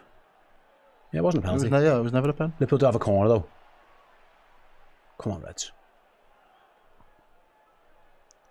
In swinging corner from Cody Gakpo. Headed down by Canate and cleared. Liverpool do look quite dangerous off these set pieces, but not dangerous enough. Yeah, not dangerous enough though, mate. Like they've not looked PSV, like they can win the first header or clear the lines. Liverpool just aren't sticking it on them enough. Come on, Liverpool, come on! Anfield's trying to G them up behind them, aren't they? Here's Cody Gakpo. We need to step it up here. Here is Cody Gakpo down the line. Can Kirkes keep that? No, Poor too pass. much. Poor. It was the right ball, way too overhit from Cody Gakpo, and Kirkes rather couldn't get there. Is the manager looking at his bench again? What's he thinking? Who on the bench now? Who on the bench? Comes in. Chiesa. Or Rio. Maybe. Everyone shouts Chiesa like he's fucking... I'm just thinking something different. But... I know, I put in my head, I'm just like, if that's who you're looking to the bench to be your saviour in these games, there's problems, mate, there is. But fucking hell. To be fair, his record off the bench has been pretty good this year. Again, it's not necessarily Chiesa that's the problem for me, it's just, yeah. A little break in play, by the way. Perisic is down for PSV.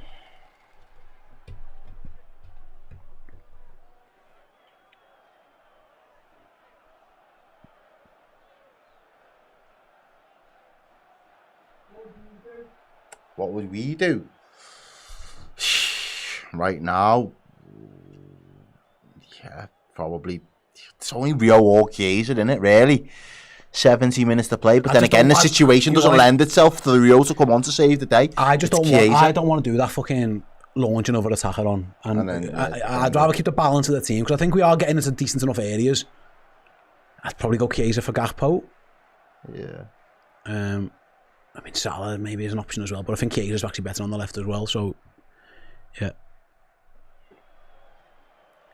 Perisic is going off, he's done his hamstring, that'll be the end of his night. Till as well, is that Till on the goal scorer's going off as well, yeah. Both goal scorers? Yeah. It's a good goal. The pass and finish were excellent, wasn't he? So the first goal was a massive error from Van Dijk. On that one, there's a couple of people. I think the worst problem is on the right wing. I think Liverpool have to close that ball down better, because it's a good pass. No one's probably expecting the pass to come in from there either. It's a good pass, but he has all day to play. You know what I mean? Yeah. If you don't pressure the ball, you're leaving your defenders out to dry.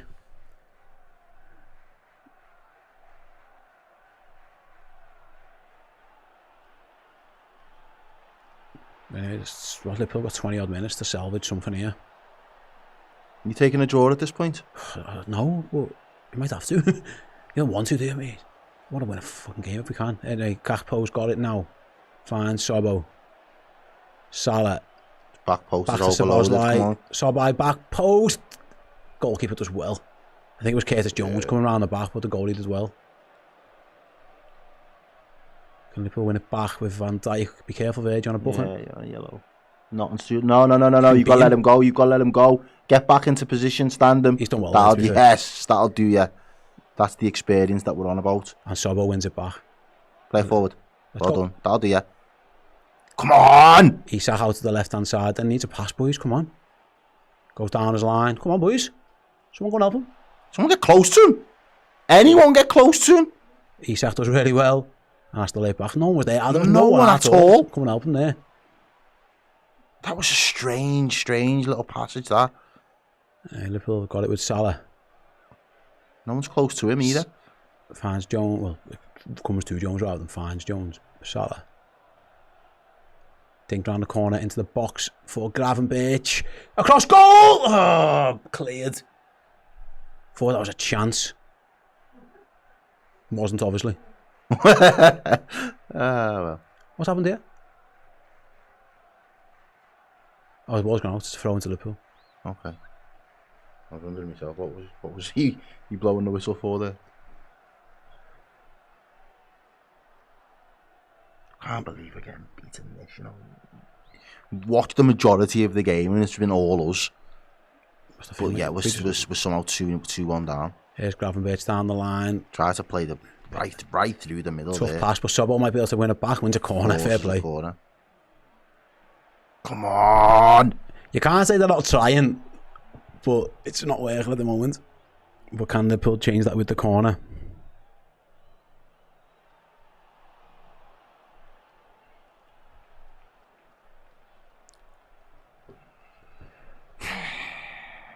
Canate, Van Dijk, Isak all in there.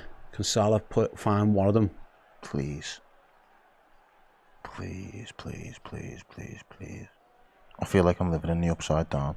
Salah's corner comes in deep.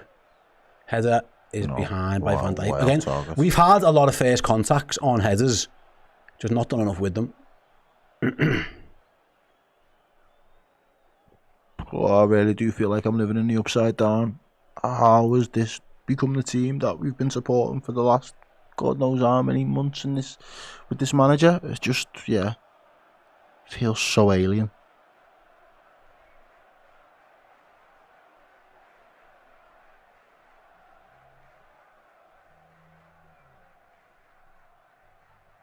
Oh, Kanate's missed it.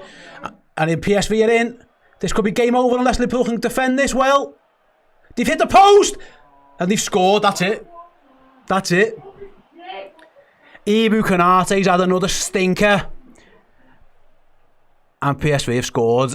And honestly, it's gone from bad to worse. What? Mate, this is bad.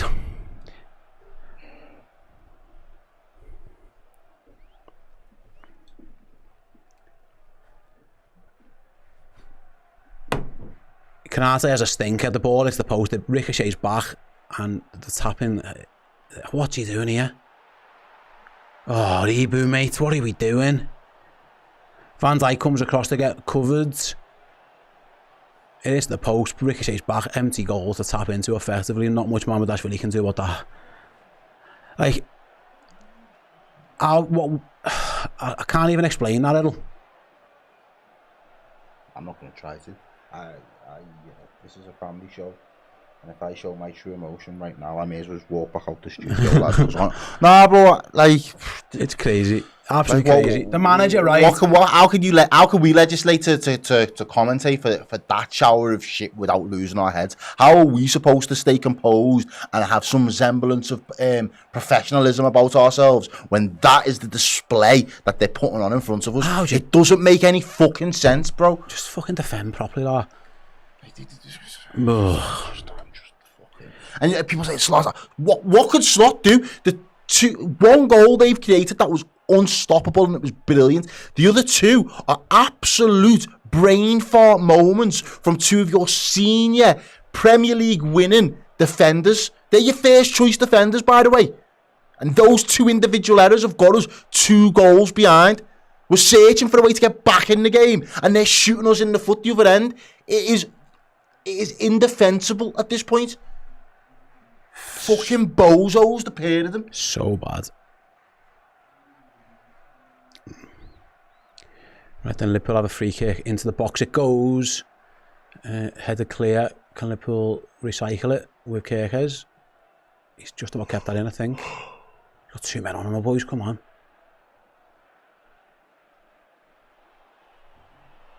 Kirkes has done well to win that back. And has a shot. Oh, just wide. Was there a save? No. Was there not a deflection or nothing on that? No. Oh, it's unlucky. It is.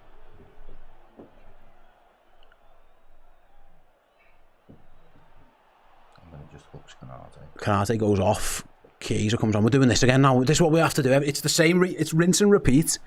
We're chasing games. Someone makes a mistake. We have to go and throw all the attackers on. Throw the kitchen sink at it. 15 minutes and I'm asking you again, would you take the draw? Yeah, wouldn't damages, yeah. Maybe don't draw games of footy. Oh my God, Liverpool. Right then, Kirkes long. Looking for Salah, defenders as well. Game with 2 midfielders in defence. Is Gravenberch gone back to centre half again? Yeah. Well, he hasn't really, has he? It's like almost the 3 at the back.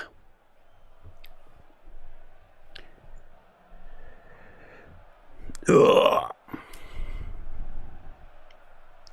At this rate, the manager's going to lose his job. Okay. And a lot of these players, will have to look in the mirror if that happened as well. Listen, he's not blameless, but what can he do with a missed header at the back post? His goal is fucking defender and ball in it. That fucking shit show of defending, you know what I mean? It's everyone's culpable. The players don't fucking lose out, do they? You know what I mean? Have you conceded 3 goals in the last 3 games? I know, that's what I'm saying, it's impossible. Yeah, it's horrendous. It's horrendous. Take the camera off my man now, because you're just taking the piss. You're genuinely taking the piss. Don't want to see it right now. When that first half ended, I thought we're on top here. We started the second half so well, and they just fall apart. They just, honestly, they crumble like a soggy biscuit. The second any fucking pressure's put on them, it just goes. And here come PSV again. Cross into the box again. Back post, Kirkes flicks onto corner to the visitors.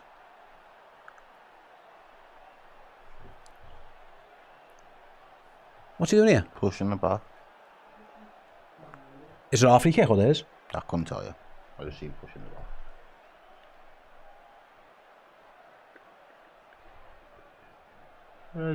So Slot starter Canate, that is his fault. But yeah, again, if Gomez isn't fit, what can you do? Who'd you play centre half? Endo? I don't know. Feel free to tell me. I don't know. Honestly, I don't know. But either way, this can't happen. It's fuck me. Why is Arsenal 10 minutes behind us? Bad this, mate. Bad. Not ideal. Far from ideal. But you know what? 9 goals in 3 games. It's just horrendous. Wow, what a game, that PSG Tottenham game. Well, can we just do a watch on for that? Let me know in the chat if there are any other sports worth getting into. Because at this moment in time, Here's Liverpool in the box. Kaiser goes down, wants a pen. Not given. I mean, he didn't. I don't know if it was a pen. And then here come PSV on the counter. Liverpool needs to be careful. Van Dijk cuts that one out. I'd have to see a replay. I don't know if it was a foul. There weren't too many complaints, like. Did he dive? Kale in Formula 1. No, I'm not into Formula 1 at all. I'm not into Formula 1. Right then, McAllister. Van Dijk. The darts. Yeah, I was with Stephen Bunton the other day, to be fair. That might be a show. Crossing from Liverpool. Headed clear. Salah can chase it. Doesn't get there. Going to be in a corner, though. Did VAR check that pen or what? Let's see. Oh no, he dived. No, I don't think it's a penalty, you. I think he's trying to buy you. Get there ahead of him, like, but it's not enough for him to go down. College basketball, yeah, maybe. NFL's on tomorrow. Jesus Christ. Salah, corner. Flicked away to the edge of the box. Touch. And shot by Chiesa goes wide. Ugh.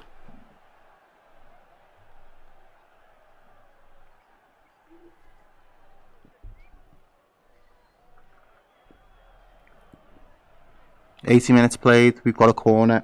Come on. In the background, that is Chris Pajak. It's Chris, yeah.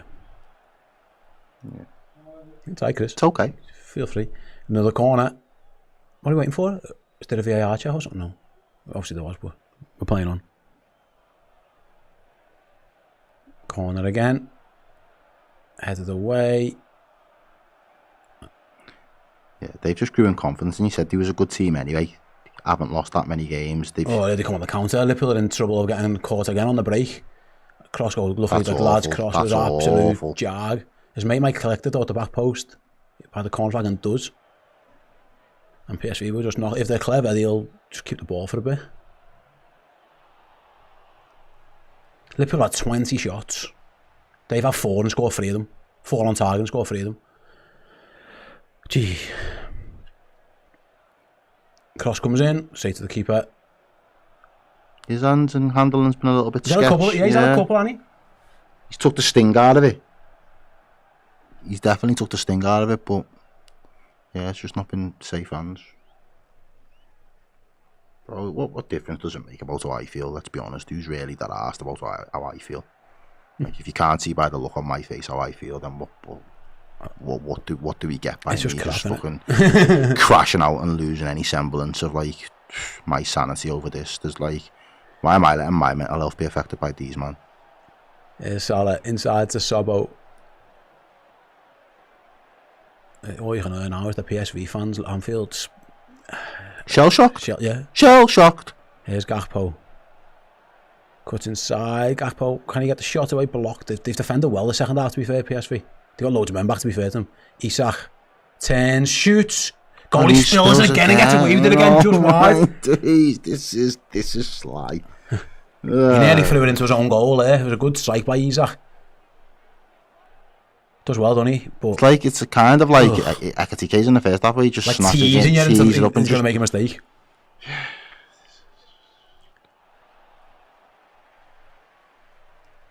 Salah's corner. What's the keeper doing there? What are you doing? He's gone for a goal kick. McAllister headed that. I'm sure the goalie saved that. Why does he give a goal kick? Unless he's give a free kick. Something. I don't know what he'd give there. It's clearly comes off the defender's head.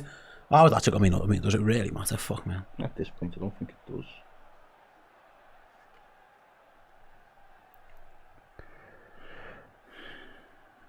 Because we've had a bad day.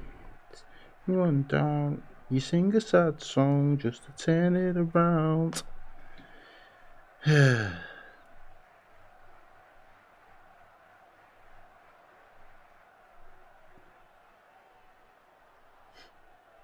7 minutes to go and Liverpool are losing again.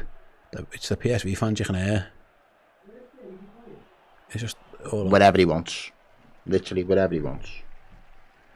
Right then, long throw over the top that Curtis has to get back and defend. Is he fouled? He is.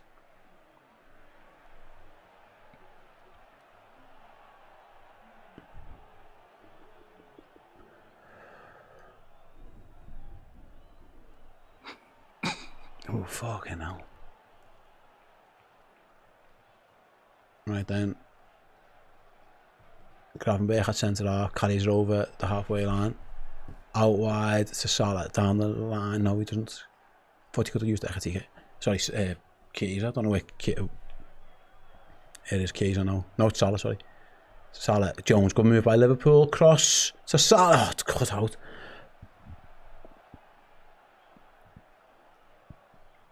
And PSV clear. He's in no real rush to take it towards the goal. He'll wait for reinforcements. He'll have a little run at Gravenberch. You might want to win a corner. Corner flagging it early doors there. Fair play. PSV don't good work by Szoboszlai. Wins it back for Liverpool. Yeah, I'm not disrespecting that Carabag team car.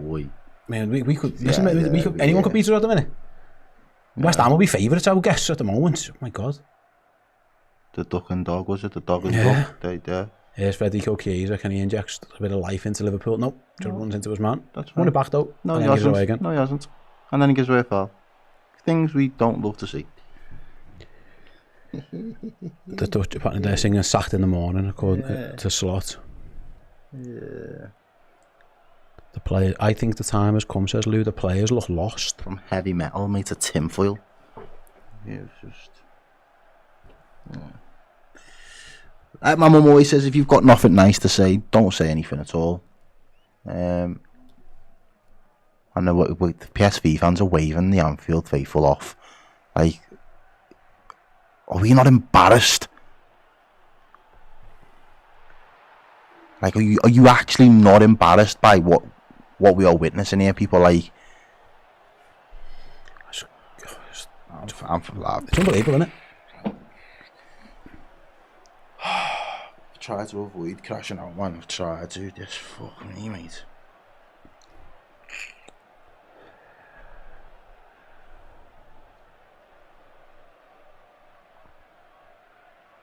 Right then, throw into Liverpool. 4 minutes. They only need two goals to get just even salvage a point now. I mean, can't say it looks like it's been coming.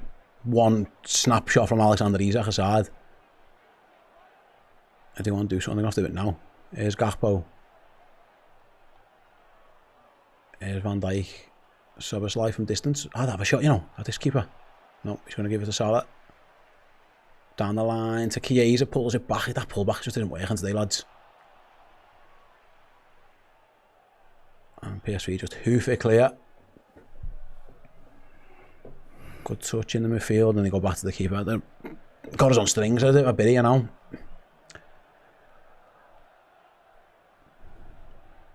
McAllister slides in and wins it. Can Liverpool go and do something with it now? No, we should. Come on, we should, yeah. We really should, yeah. He's at the edge of the box, step over, shot deflected, wide. Corner. I think he should have played Gakpo in earlier, really, but bad.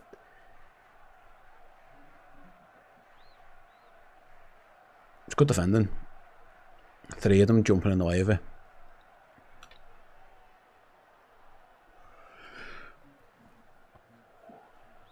I'm tired, man. I'm tired. Do we have to do that whole board thing with Janessa and all the rest of it? Because I'll say, spoiler alert. Not going well, is it? Right, corner, headed over the bar again. Liverpool have won so many headers and not one who's got on target.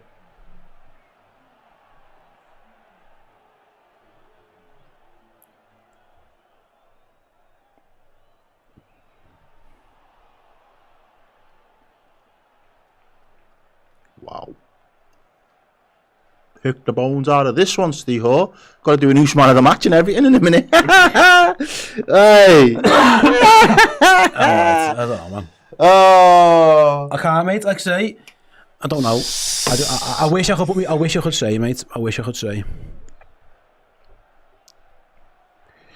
George says 2 of the 3 goals the manager couldn't legislate for, and we should have had maybe 1 or 2 penalties. I think Slot out is too simplistic. It's ultimately right when you're the manager. Everything eventually becomes down to you. But I agree to an extent.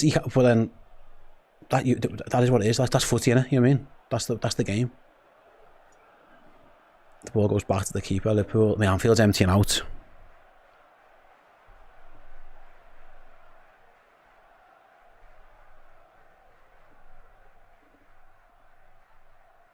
Anfield's empty. I mean, this is awful, really.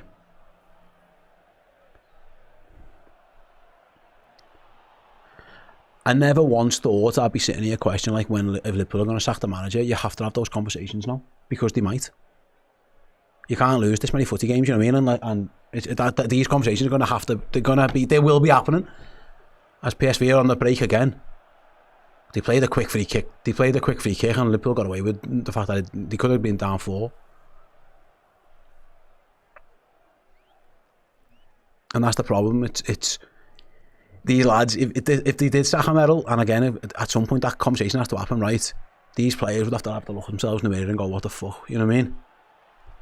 Because it's all well and good blaming him and the tactics now, but like, how can the manager defend his captain and ball in the box? His other centre half just not kicking the ball. His forward player heading a 2-yard ball wide. You know what I mean? Like,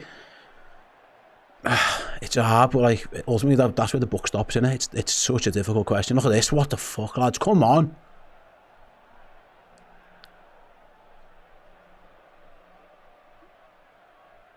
I'm absolutely wounded, mate. I can't lie. It's awful. I'm proper wounded, man. Right, ball into the box, edge of the box to Soboslai, to Chiesa. Come on, lads. How long do you need? If we've got 4 minutes, they're not going to win this game. They're not going to draw this game. They're going to lose again. For my own sanity, I just needed just a simple, just 3 points on the board today. Yeah. Like, I'm genuinely that dejected with footy at the minute. I just presumed. I need another outlet in life, because I'm spending too much of my time talking about these lot, and there's nothing good. There's nothing really good that I can say. It's. I don't know. I'm just. It's horrendous. Yeah. Here's Cody Gakpo, edge of the box. Fucking hell, mate. End the fucking stream and put me out of my misery, because this is fucking dog shit. What are we watching? Here come PSV. They might score again here. Do it. I dare you. Here you go. Fucking score. Yeah. Go on. Fuck off. This is bollocks. Absolute bollocks. Fucking.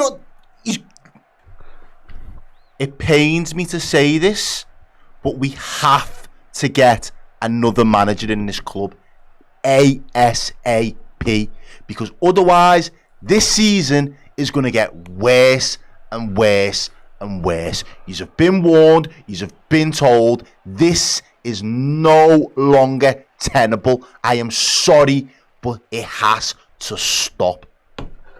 4-1. That I just don't know if you can come back. I don't know if you can come back from this.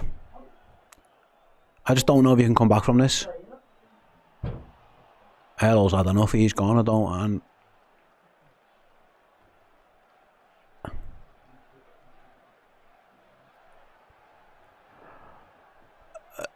I just don't know what to say. I just don't know what to say. I try to be fucking No, positive. I try to be the glass half full. I try to give these guys a little... I know they're all human and I know shit can happen, but people are there. My man's up at 4 o'clock in the morning, bro. 4 o'clock in the morning to watch us in hope that, you know what, Champions League, we can do something. Champions League, it can be a little bit of an outlet and a saviour to our season. Fans all over the world, different time zones, whatever's going on in their life, set aside that 90 minutes for Liverpool. Just give us a bit of happiness. And then you just fucking play like that. 4-1. Have you got no shame after everything that's been going on? Have you got no shame? It's, mate. Someone said before in the comments, I don't think they're playing for him. And I think it might have been 1-1 at that point, and we're on. Was. Yeah, do you know what I mean? Mate, they are so mentally fragile. They're absolute. So mentally fragile. Yo, right now, they are absolute. And it's just... and then the other team are throwing a body absolutely to everything, getting the blocks in. And this is what I was saying before. I was gutted that we weren't 1-up going into the second half, because I knew this is what was going to... And he's done it again. Fuck me, Chiesa. He's just pissed off there. He's fuming. It's just a frustration. But again, lad, it's like we had an opportunity to, while he was under the cosh, while he was absolutely at 6s and 7s, go at it, go for the jugular. Just get your noses in front and try and control the game. But Liverpool now, we'll just let them into half-time, 1-1. We'll let them find a way back into the game. Started the second half, 10 minutes, tops. We played well. And then all of a sudden, they just spring into life. I said 5 minutes before they go, wow, they look a little bit fresher than us at the minute. We are just so mentally fragile. Any type of adversity. And listen, he responded from the first one, all right. The second bit, mate, it's been a shambles. Some of the decisions our players have made, some of the mistakes. And listen, Anfield's empty. Bro. When Anfield empties out, people are giving up hope. And the full-time whistle goes, and Liverpool 1, PSV 4. Please, bro. 4-1 PSV. Mate, ignore that. Like, bro. I just don't know what to say about that. I really don't. Really don't know what to say about that at all. But Liverpool have been handily beaten. It was 10 goals in 3 games they've conceded now. Just absolutely a dreadful night for Liverpool. A dreadful night for Arne Slot.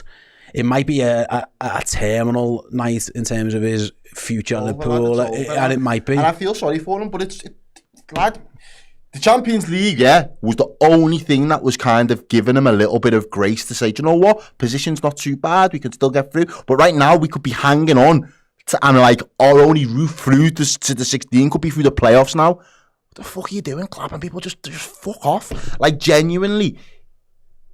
I don't think there's a way back from this now.